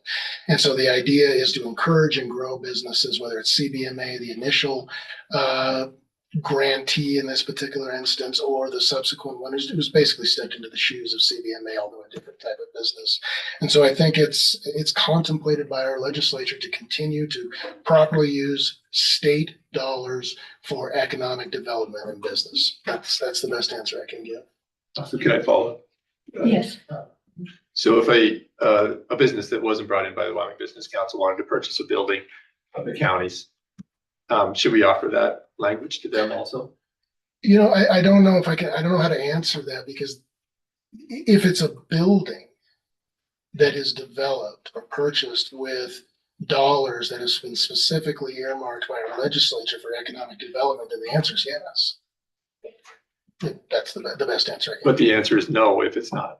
No, if it's not, that's correct. But that's the scheme that our legislature has put together, the statutory scheme put together to try to help and grow businesses in the state of Wyoming.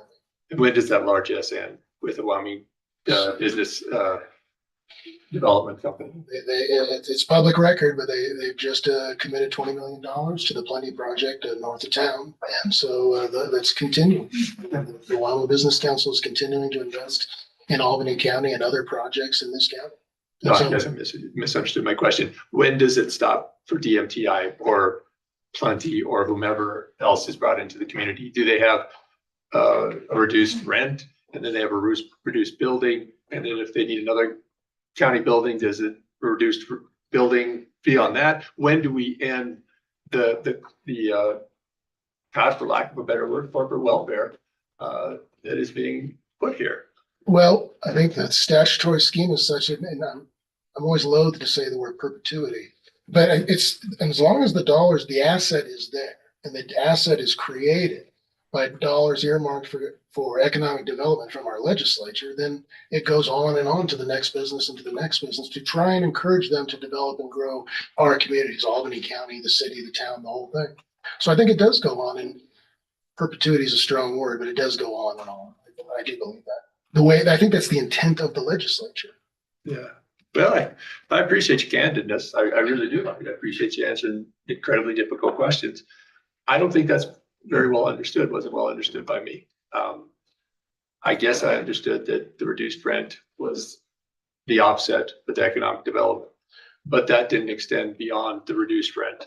And the utilities, right? The utilities are paid for by the county. And so it's not just the reduced rent. So go ahead, Jeff. So all I was going to say is that when I went back and I did look at the calculation that's done by the Wyoming Business Council, when you go to purchase a building, it's not just the rent, though. It's also the projected value of the increased employees and the development that they're going, the benefit they're going to bring, the economic benefit they're going to bring to the community.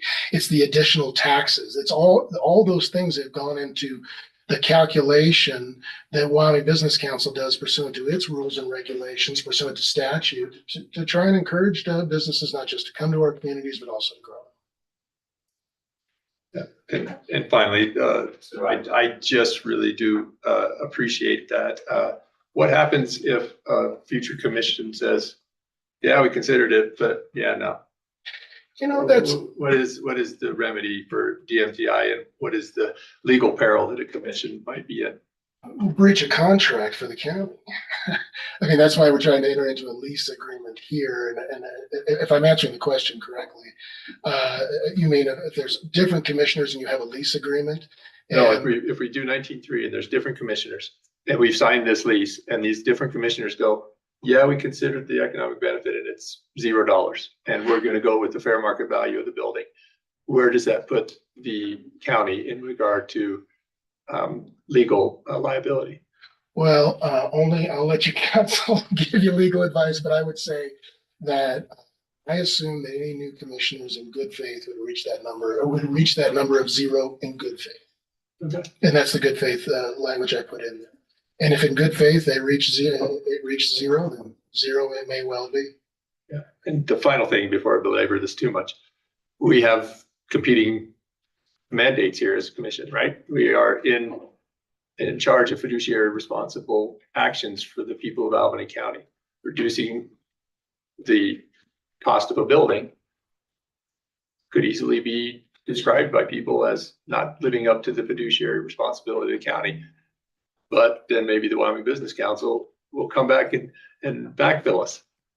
They won't. But I just want to tell you where we are and why I ask these questions, because my response to that is that the county My response to that is that this is the program that is contemplated by the Wyoming Business Council and economic development. And the backfill would come in the next, whether it's plenty or some other branch. That is the best way I can answer it. Thank you. I appreciate it. I have no more questions. Thanks. Jennifer and or Kurt, my question to you, Pete isn't the only one who has concerns about this. And Jennifer, when I spoke to you, and even last week or last time at this meeting, I asked, why is the county paying the utilities? And you just simply said, because that's what it was in the lease now. So I consider that as a benefit to them as well. I also was under the understanding that our statutory requirement when we received these dollars to build the building initially had been satisfied. Is that not true? Can you speak to that? Our original grant agreement did not have the extended repayment provisions because it was one of the first ones that WBC did. So pursuant to the terms of our original grant, we have satisfied all of the conditions.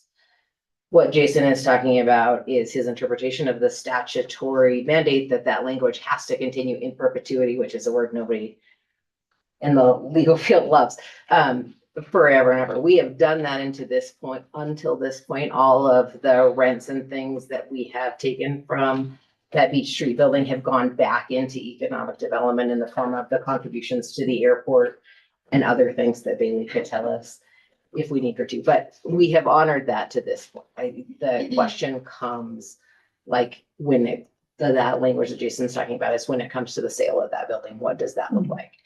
As for the utilities, the requirement under the lease, under the existing lease that gives them the ability to rent this second floor is that they take it under the terms of the original lease and the same payment schedule as the original lease. So for this, the initial term of this lease, which goes through September 15th of 2025, the utilities are included. They are also contemplated as being included in this lease for any extension period. If you would like, and if this commission would like to have a discussion about requiring both the second floor and the first floor to then need to pay utilities when there is an extension, we would need to write that language into the section in here where we have they have the additional 3-year extension. In section 18.3 is where that is.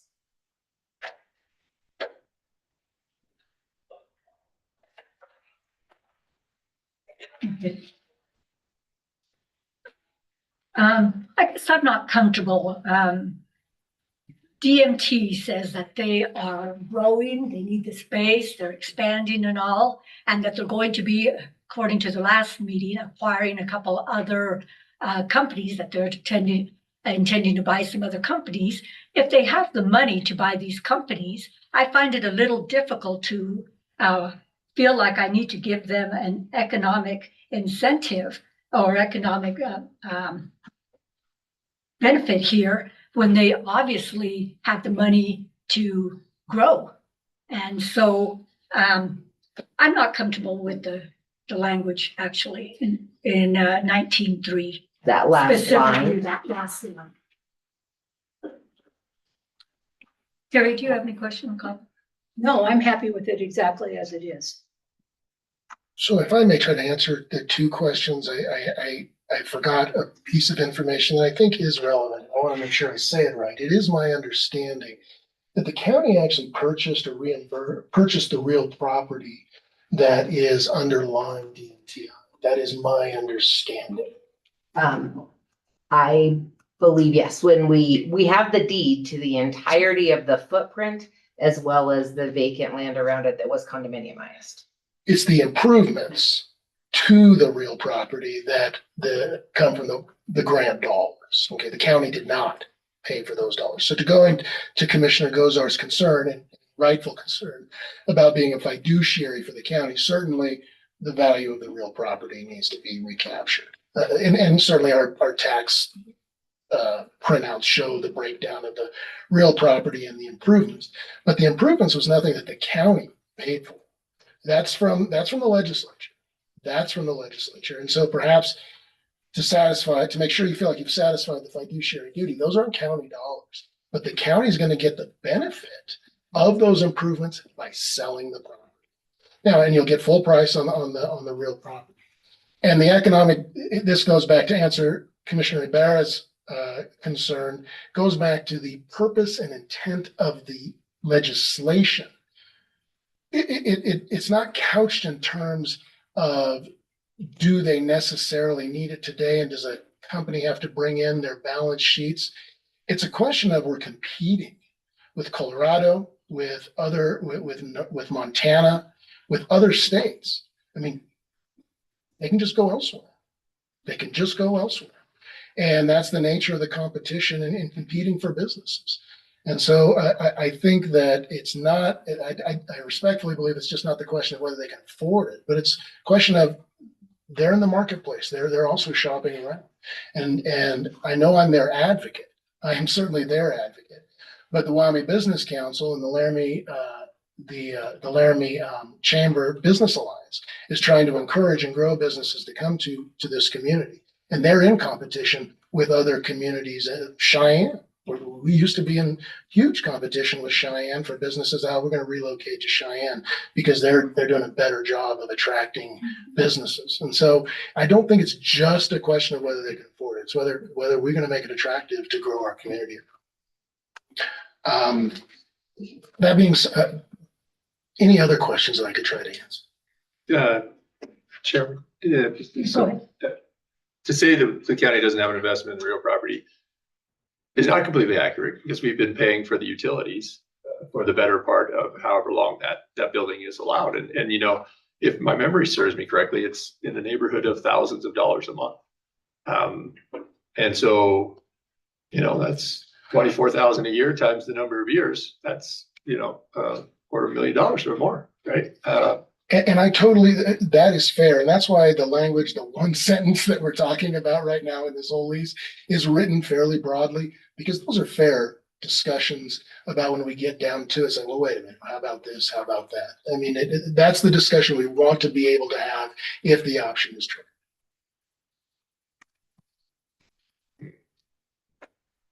Well, having sat through about an hour and 10 minutes of a county commission's previous struggles for us from 30 years ago, I don't want to leave that to anybody else. And I find that shall consider, shall is a pejorative word that forces an action. I don't know if that's an publicly declared action, or if I can just say in my mind, I shall declare it, maybe, or maybe not. But I think it says we have to address that. This commission, not we, this commission at some point might have to address that out loud. And I feel conflicted with that language because that money doesn't just come to the county when we sell the building to do it as we wish. It comes with very tight strings attached, is my understanding. And you can correct me, you know much more about this than I do. It comes very tightly controlled. We can't just buy, I don't know, 100 new firefighter outfits, right? Or we can't buy a new county building. It has to be used for economic development. So unless the building's for economic development. Right. So it comes with strength. So I just want to make sure that's clear, because I think I didn't understand it, and digging into it has helped me understand that, and your answers have helped me understand it. So I'm done. I'm really done. Any other questions I can try to answer? Thank you all. Appreciate your consideration. So then, commissioners, the question that I have is, from the lease that was in your packet and what's in front of you, is there language that you would like changed, deleted, or added? And if so, what would you like it with? So Jennifer, I would like to have 19.3, the additionally, that last language removed. Okay. I'm in agreement with that. especially because I think Jason feels like it's pretty broad, but I think other people could narrow that down to specifics. And so, and interpret it in totally different ways. I feel more comfortable without the economic benefit in there. Do you want any changes to the language in 18.3 with the extension of the additional term of 3 years? To amend that language to require payment of utilities at the time of the 3-year extension? So Jennifer, I guess I'm not understanding, is 18.3 anticipating fair market value for the lease, or is it at the exact same terms of the lease? It would continue at the terms of the lease that were in effect at the end of the original term, which would be the $14 a square foot for rent on this portion of the building. And it would include also the rent of $12.50. Oh no, that's the prior one. And it would also include the rent for, well, that's in the other lease. I was thinking for the shop, for the garage, but that's also in the original lease. So it would continue at the $14 a square foot, which is the final amount that is defined in the existing lease. Personally, I'd like to see either utilities added to that or fair market value of that lease going up as calculated, however those things are calculated. I had an issue from the get-go with not paying any utilities. I know looking around at buildings with Heather from drug court, it's rare that you don't find a building that requires that you have to pay rent, utilities as well. Okay. So I think I'd like verbiage about that. Okay. Are there any other changes that anyone on the commission would like to see? I don't have any, Jennifer. I don't either. I think, the proposed initial date of June 10th was just an odd date. So either the 1st or the 15th, and I'm very comfortable with the 1st. And I believe that June 10th date was because that's when they anticipated the repairs and all the painting and the other things they were going to do. But. Okay. And then with that, do you have any? So respectfully, we're talking about terms, and I never negotiated with your attorney. It's an awkward position. I understand you made it loud and clear. It's really awkward to have a negotiation like this because I don't have the opportunity to discuss it with your counsel. I just want to be clear. It's really hard. Would us tabling it again be useful to you? The problem is I think we need to move forward here on May 21st and June 1st. We would need to move forward, and it will cause a real reconsideration on what to do moving forward in the future after September of 2025. I think it'll cause a real reconsideration. I don't mean that as a threat in any way. It's a longer conversation to have in a negotiation, but it's going to have an effect. Is the best I can say. You have the option of starting the lease June 15th if you want to have this tabled.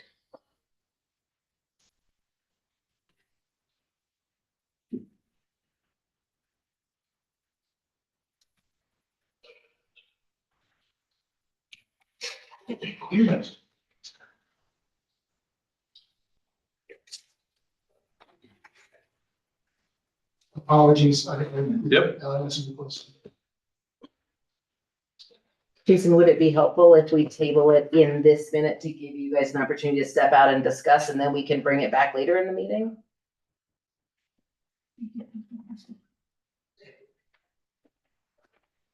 Commissioner Brown, we appreciate your consideration and recommendation. I do it in this awkward back and forth, but June 15th, tabling the matter, seems to be the best option, so I can discuss it with the client and have an opportunity to discuss it with the county and then, perhaps discuss it with, you commissioners. And so maybe we can come back one more time and you just vote. And I don't have to do.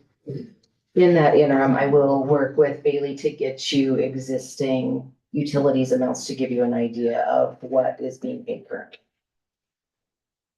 Thank you. So I guess we would encourage tabling and allow us to, start it on June, the lease would start on June 15th and we'll be back next week or two. June 4th.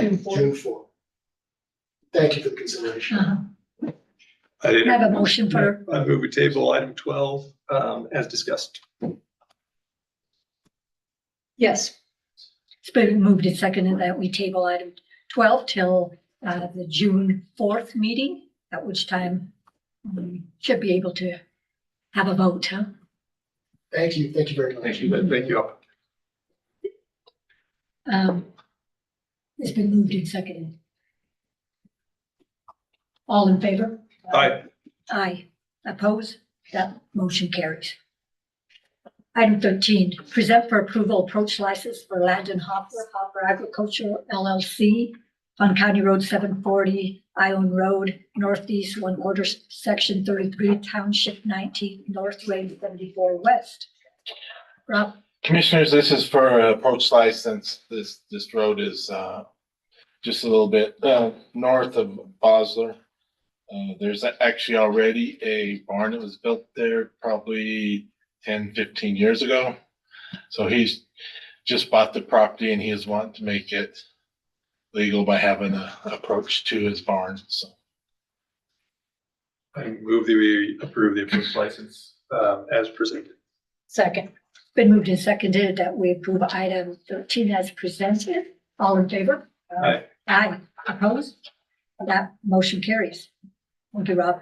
Number 14, award the bid for magnesium chloride and holding tank delivered to Laramie, Wyoming to Dustbusters Enterprises Incorporated and approve the contract with Dustbusters Enterprises Incorporated for the same. Rob? Commissioners, we had two entities bid on it. Dustbusters had the lowest bid. The other bidder was Desert Mountain. Dustbusters bid was for $34,580, which is actually less than it was last year's. How is that possible? The tank's still here. Yeah, the That tank. helps. Yeah, the tank's still, that's probably the big thing. Okay, any questions for Rob? I move to award the bid for the magnesium chloride and holding tank delivered to Laramie, Wyoming to Dustbusters Enterprises and approve the contract with Dustbuster Enterprises Inc. for the same. Second. Been moved and seconded to approve item 14 as presented. All in favor? Aye. Aye. Opposed? That motion carries. Thank you, Rob. Thank you. Item 15, discuss and approve the purchase of recycling bins for Albany County buildings in the amount of $3,495.36. Commissioner Gosar. Sure. This is something that we worked on, Emily Hoff and myself, who's the intern to the county, and asked in a couple of meetings from the elected officials and program heads if that was interesting. And if it was interesting, how many it would need and what they might need. This is the best we can glean from those discussions and for those opportunities. We did go with a bit of two different things. As you'll see, the top ones are, there's two of those will be considered in public places in the courthouse. The city will be sitting outside the blue recycling bins listed below that. And then the small blue bins will be at people's desks. We had found out that some offices had been gathering it and people had been taking it home. And I think we could probably do a better job as a county than having our people do that. Did we not have anything already from the city as far as these big bins? How much? There is at IT, but other than that, I don't know. Oh, There yeah. isn't because we have the big, we don't have a residential, we have a big commercial dumpster, and I think that's the reason why there's not the recycling. from my understanding, but maybe I'm not the best person to speak on. And Adam, how many do you have? We have a single residential recycle bin. I would classify inadequate for the recycling needs of just IT alone. Okay. The request was originally a large cardboard recycling infrastructure that could be used across the county, but we would be the primary there and offered up space to house that. Okay, thank you. I have a question too. What is is there a monthly cost? Is there who's gonna manage the dumping of the bins and how does that work? I guess, cause our office, we already recycle our own stuff, so I don't know. We had talked with Anthony and Jason, and hoped if they had a problem, they would reach out to us and we'll help them with this process. So but is it a cost, like, does the city pick it up and we have a monthly cost through the city? And then what is that cost? Because we're gonna have to budget that cost too. Yes, there is a city cost and I will have to get back to you. I can't remember off the top of my head what that is. It's like $89 a bin or something like that. So it's per That seems bin? high. Okay. That seems high. So let me pull up my city bill here and see what they will tell us, but it will have a monthly cost. Thank you, Kayla, for that.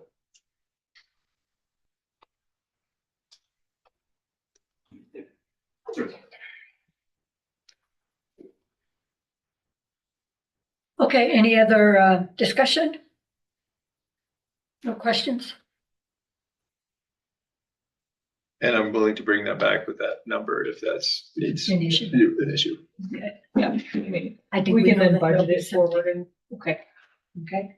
I entertain a motion for item 15. I move that we approve item 15 as presented. Second.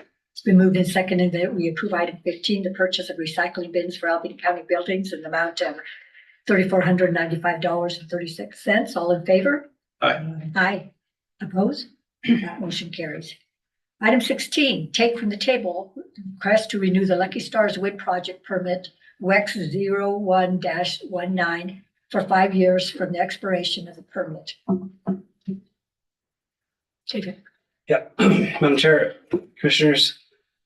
So we discussed the Lucky Star, the Two Rivers project permits at our last meeting, Blue Earth Renewables has requested to renew these permits. David, if I can just pause there for a minute. We're just going to take this from the table first and then we'll discuss. So if I could have a motion. I move that we take this from the table and. Good enough. Second. Been moved and seconded that we take this item from the table. All in favor? Aye. Aye. Opposed? Okay, the item is now up for consideration again. Item 17. Thank you, David. Thank you.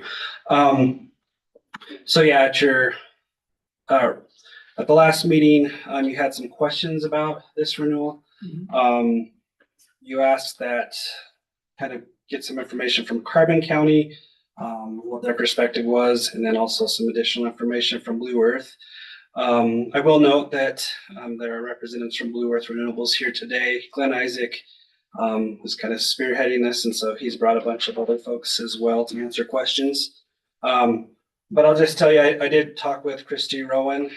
She's the coordinator and deputy zoning administrator for Carbon County about the project. Originally in 2019, they were going through the process there. The difference between Carbon County and our county was their project included some BLM land that they needed to get right-of-way access across. And so the commissioners there wanted to make sure that they had the proper, documentation and everything taken care of there with BLM. And so that process is still ongoing. They're still working with BLM. And so so they haven't received any new applications since 2009. They don't have any current applications since 2019. And so just talking with her, I mean, she basically commented well, we can't really tell you much because we don't have any applications at this time. And, we can't talk for the board either. So until they get an application, I don't know what their perspective will be. And I mean, we'll find that out once they get applications. But I also posed some questions to Blue Earth. Asked them about the projects, and I guess Carbon County and Blue Earth both noted that both the projects they're in both counties. So that was one of the questions that we had. Also, it sounds like in October of this year, that's when the Blue Earth has said that the BLM process should wrap up, and they will be going to Carbon County with new applications. And then they also were asked whether if Carbon County doesn't approve them, can they still go forward? And the answer is yes. Their interconnections options don't necessarily involve Carbon County in that. So with that, that's my summary. But as I said, Glenn Isaac's here to answer questions and hopefully help you out with your decision here. So Thank you, David, for posing those questions to Carbon County. Appreciate that. Anyone have some questions or like to hear from the entities involved? Yeah. Thank you, Commissioners. David summed it up. I did want to make a correction on the Carbon County. We did go to them last June. We did submit an application, and in discussions with the commissioners, they actually asked us to withdraw our application until we could get a record of decision from the BLM. So that further spurred our activities with the BLM. The BLM, when we started this, they gave us a 6 month to a year timeframe. Obviously, 4.5 years later, it's a lot longer. Part of our project does have a lot of checkerboard land, so we do have to work through that, specifically the Two Rivers side of things. With the Lucky Star projects, we have less checkerboard, and in working with our landowners, we think we've gotten most of our infrastructure off of the BLM land so that we can commence forward. And we are actively moving forward with things like engineering. We erected our Met towers that you folks approved in January, so those have gone up. And we just continue to forward the activities. So, and anything I can answer tonight. If I can't, I've got a couple of representatives on the phone as well. So. Okay, thank you. Commissioners, any questions? No. Madam Chair, I just have a couple, and some of them were answered already. So we are to find the work is substantially commenced. From your letter, I did not see that I could find that. Okay. Can you help me find that? Or maybe there's two, one or two, right? I can either find that work was substantially commenced, or the delay project was based on project management or coordination issue that would be resolved in the near future. That would be probably the coordination issue with the BLM. So we've invested a lot in the engineering. We've invested in a lot of turbine procurements. We've purchased a lot of stuff up front in anticipation of getting the project going in the future, kind of thing. So we've done a lot of that sort of work, a lot of the engineering, geotechnical work, specifically on the Two Rivers side of things. But really, it's the delay has become about the BLM. So anything we're working through them. We've advanced our U.S. Fish and Wildlife Eagle take permits, so we're doing all of that sort of work. But that would be, there's been a significant investment in getting there, but at this point, I can't give you any more examples other than we've spent 4 years of weekly meetings and engineering, and we have off-takers that are ready for us to actually commence with our activities. So thank you for the answer. And then the final one I read in this packet that you had done additional cultural and biological surveys were completed in that time.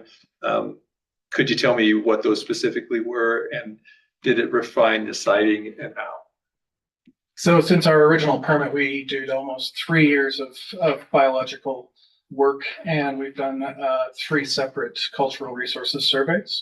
So those have actually very much defined how our project is laid out. So we're applying the appropriate buffers based on our work with the agencies. You know, those the things that we're requesting. Right now, we've actually got because this has been going on so long, we actually sent our crews out. They are actively surveying right now to make sure that nothing has changed in the last couple of years since our last survey. And if we do find some additional constraints, then we'll adjust our layouts appropriately. Just to follow up, Madam Chair. Yes. And has that reduced the amount of turbines, or has it moved turbines farther apart? Has it adjusted the plan meaningfully from 2019? A bit of both, yes. So, you know, it has altered the area that we can actually put our turbines in. And yes, we've had to drop a couple of turbines. However, technologies have advanced in the last couple of years where you don't necessarily need as many turbines as we might have even 5 years ago, 4 years ago. Thank you for your answers. Appreciate it. Thank you, Madam Chair. So if things don't go well with the BLM, we'll keep our fingers crossed they do. Can you proceed with the project? In Albany County, yes, we can. Thank you. Any other questions? None for me. I would entertain a motion for, should we combine 17 and 18? They're two different projects. Well, okay. For number 17. I move that we approve the request to renew the Lucky Star Wind Project permit WECS-01-09 for 5 years from the expiration of the permit. Second. Been moved and seconded that we approve item 17 as presented. All in favor? Aye. Aye. Opposed? That motion carries. Thank you. Item 18, take from the table request to renew the Two Rivers Wind Project permit WECS-02-19 for the 5 years from the expiration of the permit. I move that we take from the table the Two Rivers Wind Project, WECS-02-19, 5 years from the expiration of the permit. Second. Been moved and seconded that we take from the table item 18. All in favor? Aye. Aye. Opposed? That motion passes. Let's move on to item 19, present for consideration, request to renew the Two Rivers Wind Project permit WECS-02-19 for 5 years from the expiration of the permit. I think we've heard from David and we've also heard. Is there something different? No, I just wanted to be here for any questions that you had. Okay, I would move that we present or approve the request to renew Two Rivers Wind Project permit WECS-02-19 for 5 years from the term of expiration of permit. Second. It's been moved and seconded that we approve item 19 as presented. All in favor? Could I get a question? Yeah. Mr. Isaac? Were the cultural surveys, it was hard for me to tell if they were done on one or the other or both. Both projects. And has it adjusted both projects? Yes. With turbines? Perfect. Thank you very much. Thank you, Madam Chair. No problem. Any other questions? There's one online. Oh, okay. Chelsea? Chelsea, go ahead, please. Good evening. Can you guys hear me okay? We can. Yeah. Perfect. I was just wondering when they anticipate construction to begin.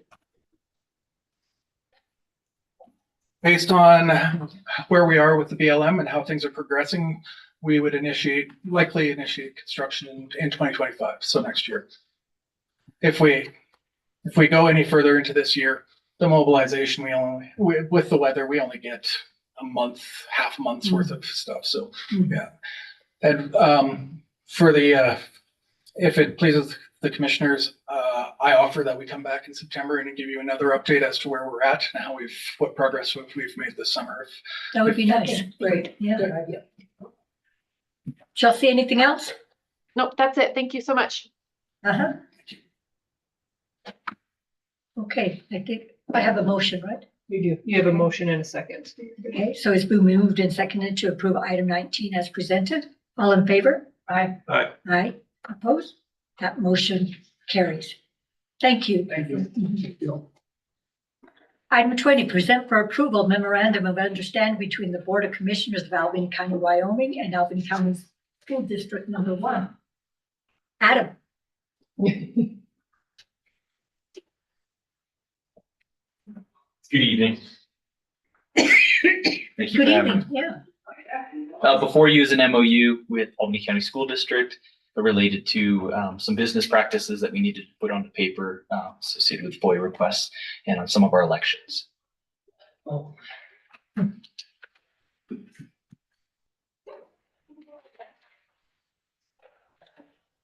Okay, having not had a lot of time to look through this, commissioners, do you have any specific questions for either Adam or Caleb?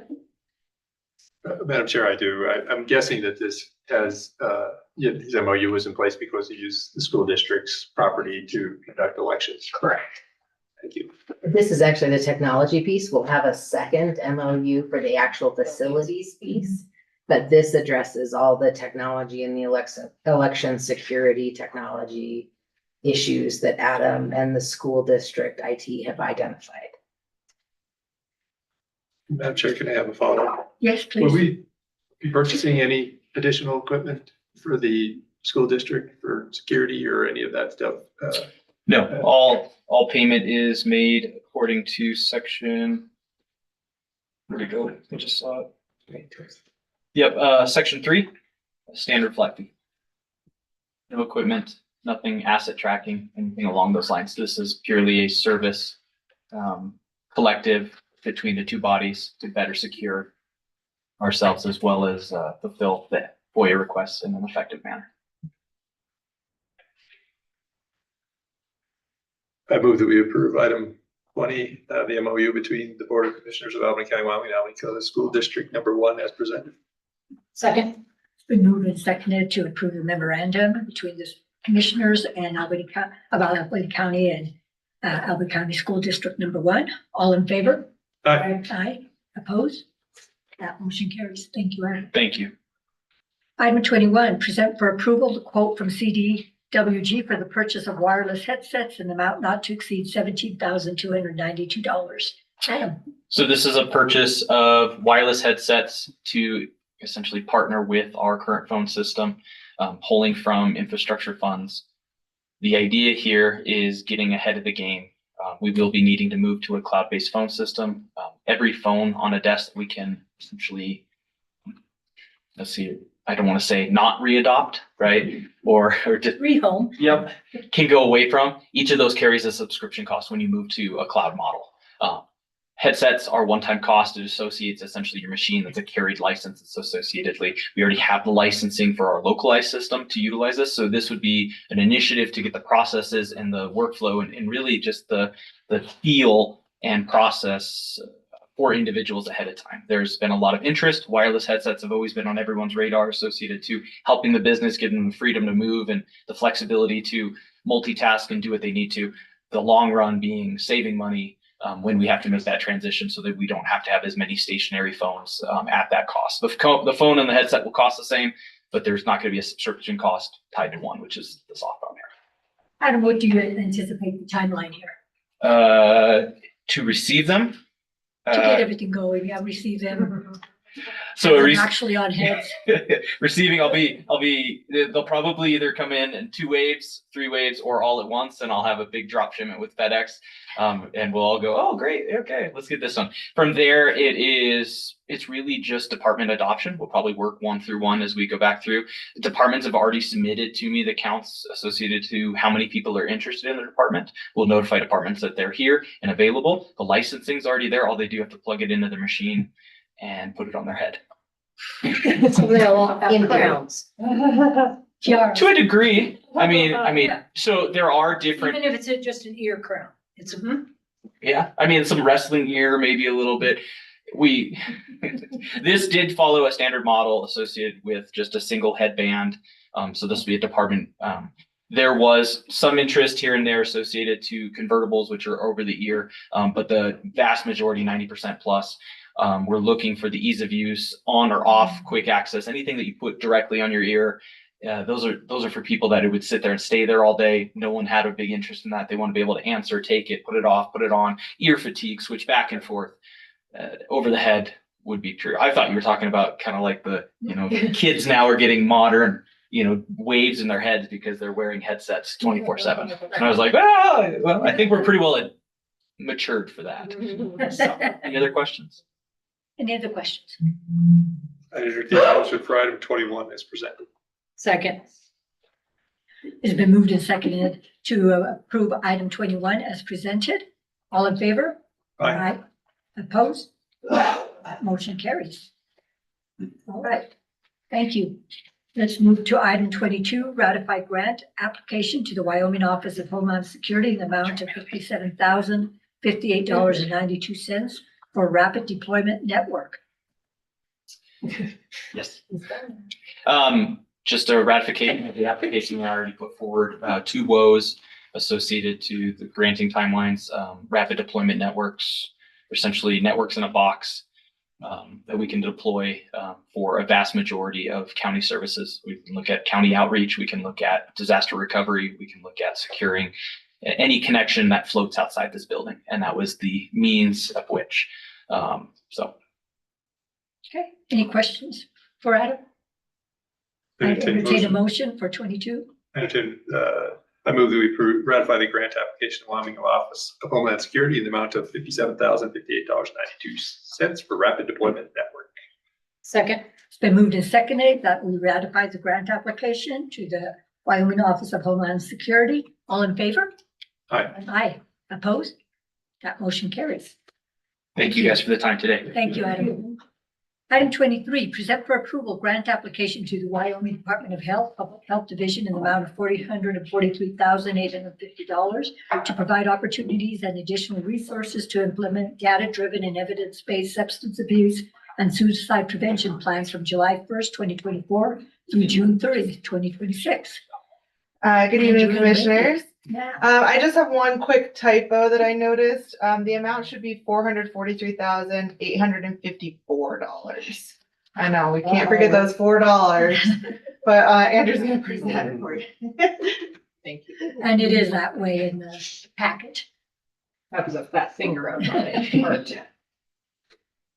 Hi, commissioners. The $4, I'm excited to have an extra $4. So we should not to spend that all in one place. So, but this is the next 2 years of funding for our substance abuse and suicide prevention programming for Albany County. So happy to answer any questions you might have about where that funding is going or any other questions related to prevention. Madam Chair, I have a couple of questions. I'm on the opioids and stimulants and so small. Tell you where that logic model, and it says that there's deterra bags. I'm familiar, and those are super interesting. But there was just a few return boxes in Albany County. I was wondering why you didn't think about doing a few more return boxes over outside. I'm sure there's a reason. I just those don't get a lot of use, to be honest. There's one at the detention center, a new one at University Police Department, and one up at Walmart as well. We just don't see a lot of use with those. One thing I would like to do is promote people donating their medications to different clinics and different areas around town that take them to repurpose them. But in terms of using the deterra bags, I think that's just more convenient for people. Less stigma of showing up somewhere and dumping off old medications. They can just do that at home. So. And yeah, I do have a tobacco work plan and budget. There was a strategy with a project would be impactful for fellow students and their caregivers. The program will be a practical fit because it targets the area of concern ACSD staff and students are seeing with nicotine products. Handbooks will be created with information from a bunch of places. I'm guessing this strategy was proven effective. Where did you get this information? Sure. I'm just interested personally. Yeah, so I work with a youth coalition called the Youth Advocacy Council. It's students from ACSD1. In my meetings with them, they express a lot of interest and frustration with the amount of nicotine use that they see from students. So we're working together, the students and myself are working together to develop a handbook of sorts that they can take home to their parents. It'll be conversation starters, education about nicotine, tobacco, especially vaping, because that's the big area of concern for students now. So we're working on that project together that they can take home to their parents, and it'll be for every student in the school district, this project. And I have one more in the suicide logic model. There's a man therapy. I'm not familiar. Could you explain to me? Yeah, man therapy is targeting, encouraging men to seek out mental health services. The idea and kind of what I plan to do with that is they have some posters and advertising that targets specifically men, construction workers, agriculture, coal miners, kind of the men you might see in Wyoming that may suffer from mental health struggles, that may not seek out the therapy or intervention that they might need. So but the plan is to have some posters made up for buses or office buildings, things like that, or businesses. So thank you, Andrew. I appreciate it. Andrew or Bailey, will these funds, this grant money, be able to continue to be used in some way with the initiatives for town and gown as far as the substance abuse and suicide prevention?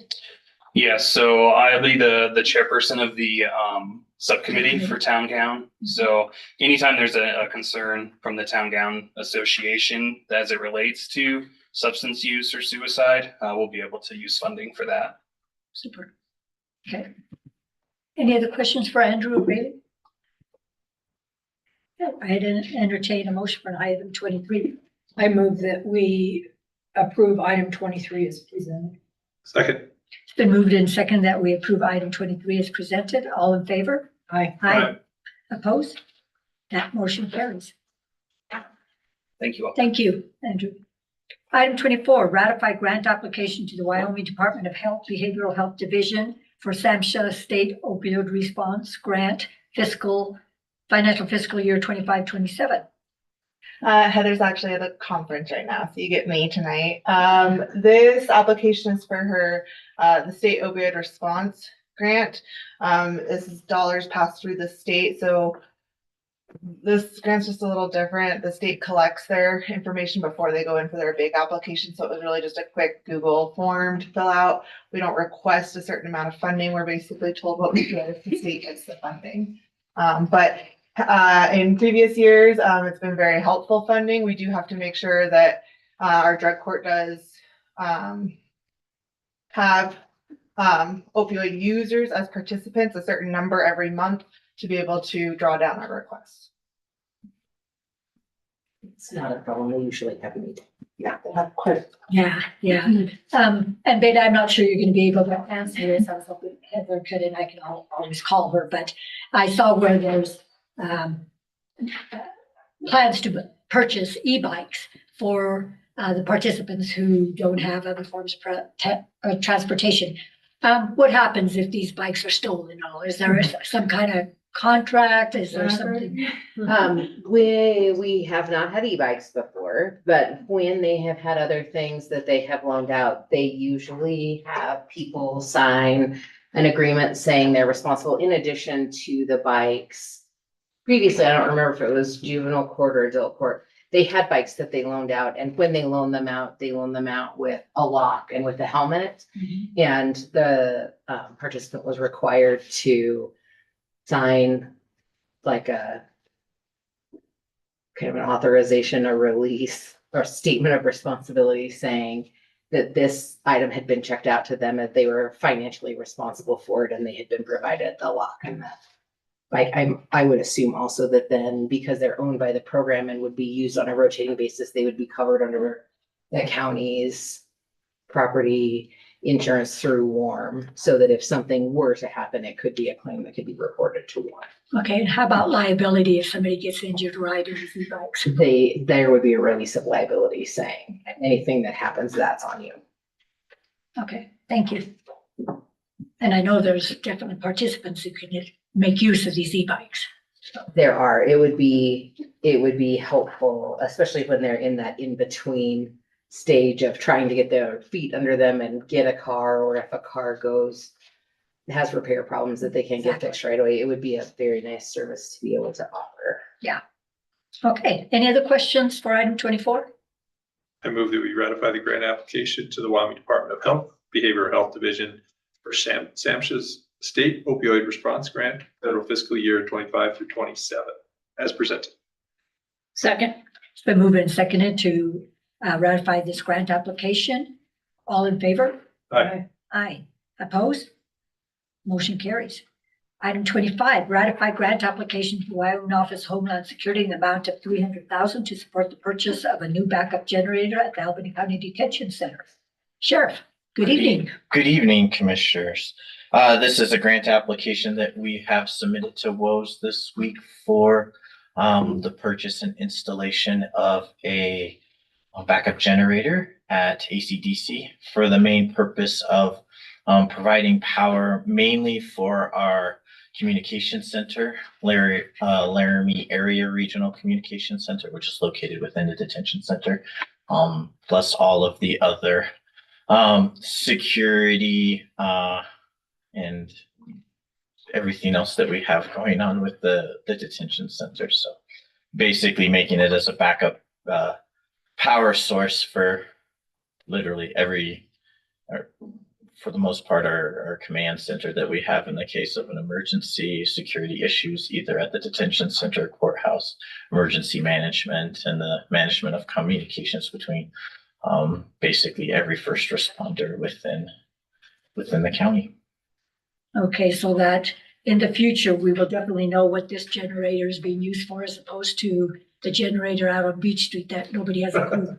Yeah, no, this is, and that's the reason for the high cost that we're asking WOS to like I said, purchase and installation. Like I said, it's a high power building. We have a lot of things going on with that building in terms of communications and the emergency management that we have coming out of that facility as well. So it'll be located right there on the outside of the building, and hopefully Where they should be, right? yeah, fingers crossed, we'll be successful in our application. Okay, thank you. I entertain a motion to ratify the grant application to the Wyoming Office of Homeland Security in the amount of $300,000 to support the purchase of a new backup generator at the Albany County Detention Center. You just moved that, right? Yes. Okay. Yep. Second. It's been moved and seconded to ratify this grant application. All in favor? Aye. Aye. Opposed? That motion carries. Thank you, Commissioner. Thank you, Sheriff. Item 26, ratify grant application to the Wyoming Office of Homeland Security in the amount of $123,402.38 to support the purchase of mobile and portable radios. We did submit a second Homeland Security grant this year. It's for radios, and I believe this should get all the radios up to date, right? In the county. So fantastic. Nice. Yeah. For the, good evening, Commissioners. It's for the third year of our 3-year radio replacement plan. So this would finalize that. And the ones that we purchased from the first year, are they still okay? Yep, they're great. And the second. Okay, good. I move we ratify the grant application to the Wyoming Office of Homeland Security in the amount of $123,402.38 to support the purchase of mobile and portable radios. Second. It's been moved and seconded that we ratify this grant application. All in favor? Aye. Aye. Opposed? That motion carries. Thank you. All right. Item 27, ratify grant application to the Wyoming Office of Homeland Security for the 2024 Emergency Management Performance Grant to fund the emergency management coordinated radio tech and related emergency management expenses in the amount of $119,005.48. Okay. So this grant application is to fund our 2 full-time positions in emergency management, myself, the coordinator, and our communications specialist. And I believe $1,000 for travel to trainings. Okay. Just so you're aware, Erin was able to get another $5,000 out of an additional $5,000, so a total of $10,000 from the city this year to help pay for her position. Nice. Also, just so you're aware, Kelsey. Yes. She is funded out of the sheriff's office. We use her time as in-kind towards this grant because this is a 50% match. However, we need so much cash to run the program. That's why it's what you see in your budgets, and it's a lovely mess. So. I move to ratify the grant application to Wyoming Office of Homeland Security for the 2024 Emergency Management Performance Grant to fund the Emergency Management Coordinator, radio tech, and related emergency management expenses in the amount of $119,005.48. Second. It's been moved in seconded that we ratify this grant application. All in favor? Aye. Opposed? Motion carries. Thank you, commissioners. Thank you. 28, present for approval, First Amendment to the commercial lease of 605 Skyline Road, Laramie, Wyoming, Suite 102 for the Albany County Court Supervised Treatment Program. Jennifer. Good evening, commissioners. This is to extend the lease at the current location for the court supervised treatment program until the end of August so that they can stay there and have 2 weeks of overlap in moving into their new building so they can get moved out and cleaned. So that's that. Any questions for Jennifer? I'd entertain a motion for item 28. I move to approve item 28 is presented. Second. It's been moved and seconded that we approve item 28 as presented. All in favor? Aye. Aye. Aye. Opposed? That motion carries. Thank you. 29, present for approval WyoReg electronic poll book. Wyoming EPB 2024 on-site election support. Caleb. Good evening, Mr. Barton, Chairman and Commissioners. It's been Mr. this morning, sorry, this evening, sorry. This is my contract with Erican, which is the company that owns our WyoReg company. They're overarching for the state voter registration system, but this is my on-site support with the MOU that I have with the Secretary of State's office to use e-poll books. We also have to have on-site support for the primary and general election. So this is my contract between Erican, because I've already signed the MOU with the Secretary of State stating that we will have on-site support. So it's just our contract with them to have them here. They'll come in Friday before the election and then leave the Wednesday. So they'll be here to help with any support that they can give us. So it'll be really helpful. And this is for both elections. So it's 4,000 for the primary and 4,000 for the general, and I have it worked into my budget. With my proposed budget for this next fiscal year. So Thank you, Kevin. Any questions? I'd entertain a motion, commissioners. I move that we approve item 29 as presented. Second. It's been moved and seconded that we approve item 29 and 29 is presented. All in favor? Aye. Opposed? That motion carries. 29A, and Jennifer, I didn't get it all. It's a budget request, Bailey. Budget request. Budget change request for the Laramie Plains Civic Center for their community 1% funding. And then also to discuss future 1% budget changes. Community 1% budget changes. Anybody have questions for Bailey? Do you want to know what the change is? Sure. Laramie Plains Civic Center reached out. They had originally asked for funding to support their rehabilitation of their first floor bathrooms. However, they would like to change it to build out the Griffin Theater's permanent bar and refreshment service station located in the theater seating area. So those bathrooms are going to stay tiny little toilets. I guess for at least another year. Okay. Well, I think they need that in the theater. So at this time, I want to know if you guys approve this one. And then I'd like to talk about the process moving forward so I don't have to bother you all with every single little one if you don't want to. My thought was we kind of treat it more like the ARPA funding from the nonprofits that we did. If it's a change of scope, we bring it to you all. If it's just minor budget changes, the grants office can approve those. I don't have an issue with that. Yes. Okay. Yes. I have a question, Bailey. Yes. Is this 1% funding, are they requesting funds from the city as well? Yeah, the email that Commissioner Gosar forwarded to me, they did pass along to the city as well. So I don't know what their decision was. Yeah, I couldn't tell you from the city's perspective. I'm just wondering how if that affects if the city decides to say, no, you have to go with your original. It might, I and don't know. our, it looks like we funded them $15,000. The city only funded them $47,000. So if the city says, no, we won't, will the 15 cover the bar? I don't know. I never really thought about it. I mean, I guess we've never really held the 1% funding to what they actually asked for. Now we're having agreements with them. I guess they haven't signed an agreement, so really there's no reason why they couldn't change it right We did do now. agreement. Yeah, we did. Last This year. is from last Yeah, year. this is last year's. So we already have agreements with them. And that's why I'm bringing it to the commissioners. I'm sorry, I was thinking. No, you're fine. This one. Ooh. Cause then next year, yeah, we're doing agreements again as well as, I'm sorry. I can't remember. No, not a problem. So. But the city signed an agreement with them as well. So I don't know what their process, I mean, I can reach out to Todd. I would just You be would like me interested to in if know. there's not enough funding to even do the project. If the Well, and city they broke says no. out, entertainment venue liquor permit 6,000, bar build, 8,250, and then equipment 5,500. So that's what they broke out in the little, So they're gonna actually have a working bar there? I believe so. Yeah, there's liquor sales now. I just happened to go to. Well, I think they do it through a catering permit, probably. Then I don't think they have. You're right. It's just tables right now with the big, Like somebody, yeah, but like say Altitude is the, yeah. so are they doing it now? They're going to have their own liquor license? Yes. Wow, interesting. Well, that helps them pay for some of their stuff. Yes. I think that the answer is from what Jessica wrote.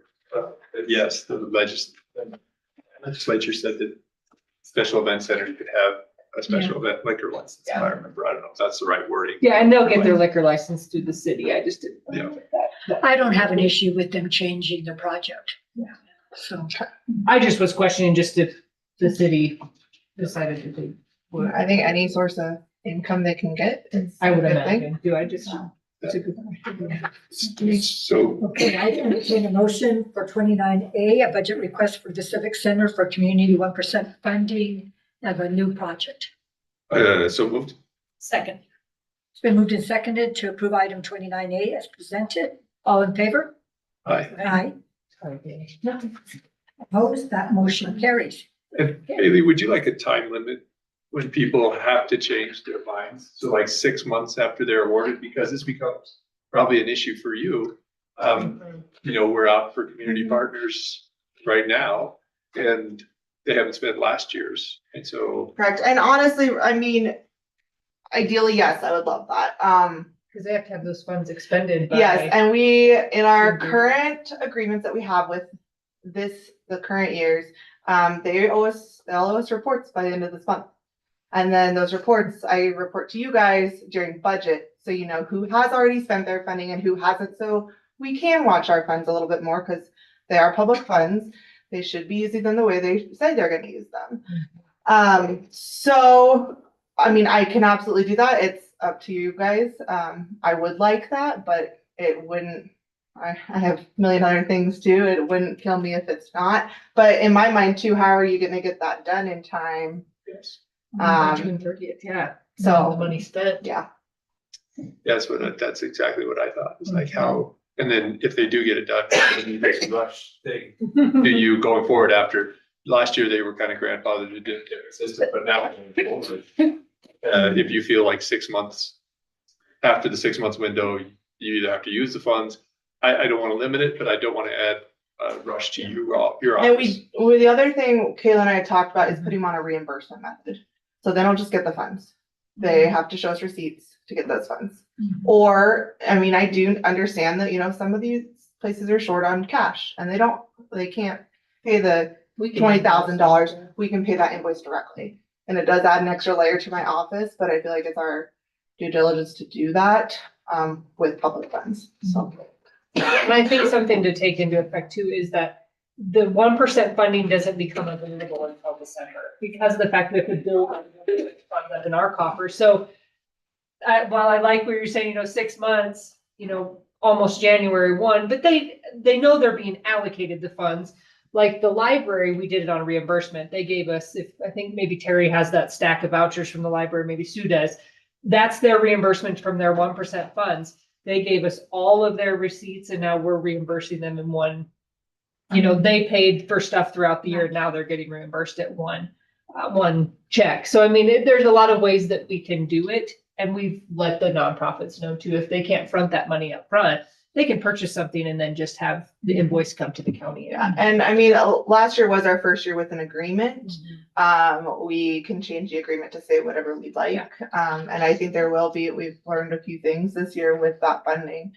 To the changes we're gonna make in those agreements. But if that's something you would definitely like to consider, we can absolutely talk about it more and put it in those agreements. I don't care, but to be helpful to you. Yeah. Yeah, I don't think it's something that has to, we have to see every little thing, but as this whole thing evolves, if you see some changes that would make it easier for you as well as the nonprofits, then definitely go for it. Okay. Did we vote on that, Kid? You did. Okay. Item 29B, approve an extension of the deadline through June 30th for Inman Roofing Incorporated for the removal and replacement of the roofs of the building located at 525 East Grand Avenue and 501 East Ivanson Avenue. So the 501 East Ivanson is complete. They're working on the courthouse right now. Their current contract expires May 31st. There's a concern with the weather and trying to accommodate some of the court schedules so they're not so noisy during the day. That it is going to take them longer than May 31st. And since we don't have a meeting before then, we extended it a month. But their intention, like tomorrow, they're bringing in a second crew because there's not anything going on in the courts. So they're knocking out a bunch of stuff tomorrow. They hope to come in next week. It looks like there's good weather, like Tuesday, Wednesday, Thursday, at least at this point, and that they can knock out a bunch more. But their intention is still to get it done as quickly as possible. But we did request an extension date through the end of June in case we end up in some kind of a monsoon season. Anything like last June. Exactly. Okay. Any questions for Jennifer? Nope. Yeah, Jennifer, on this, there is what I'm looking at here, state of Wyoming, here is referred as the county and Wilkin Enterprises as the contractor. I must have copied the wrong part. I'll fix that. Joe sign that one. You do have Inman Roofing, but you included Wilkin Enterprises. No, I just deleted the wrong part. I didn't delete the whole thing of it. I'll fix it. Thank you. I move that we approve the First Amendment agreement between the Board of Commissioners of the County of Albany, Wyoming and Inman Roofing Inc. for removal and replacement of the roofs of the buildings located at 525 East Grand Avenue and 501 East Ivanson Avenue as amended. Second.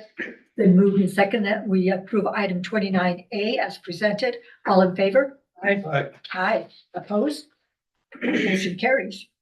Okay, let's move on to item 30, set a budget work session. So, I think we talked a little bit.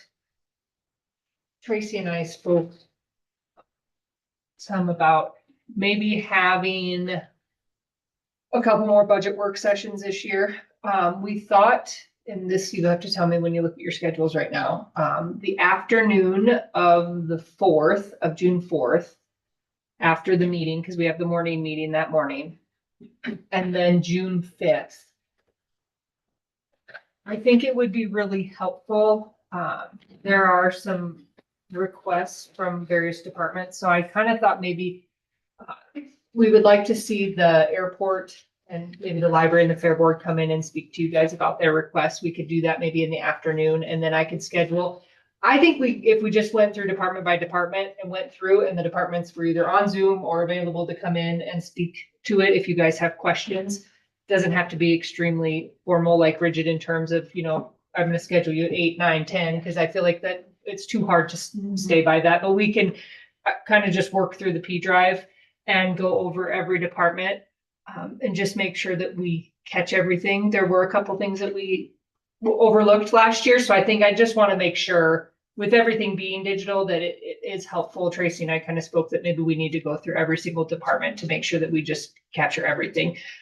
So if you guys are amenable to that, the afternoon of the 4th and the 5th, if that would work for you guys, and then we could, I can want to start. It doesn't matter, whichever you guys, 9. If you want to start at 8, we can start at 8. In the afternoon? On the 4th? Yeah. The 4th, I'd like to go just after the commissioners meeting. We can just start. So immediately after it. Yeah, and then hopefully maybe it wouldn't go all day. I don't know. And then on the 5th, if we can start in the morning and we can just go till we're done. We can break for lunch, however you guys, whatever your pleasure. So starting that at 9? I think that would probably be best. Because we have to have our,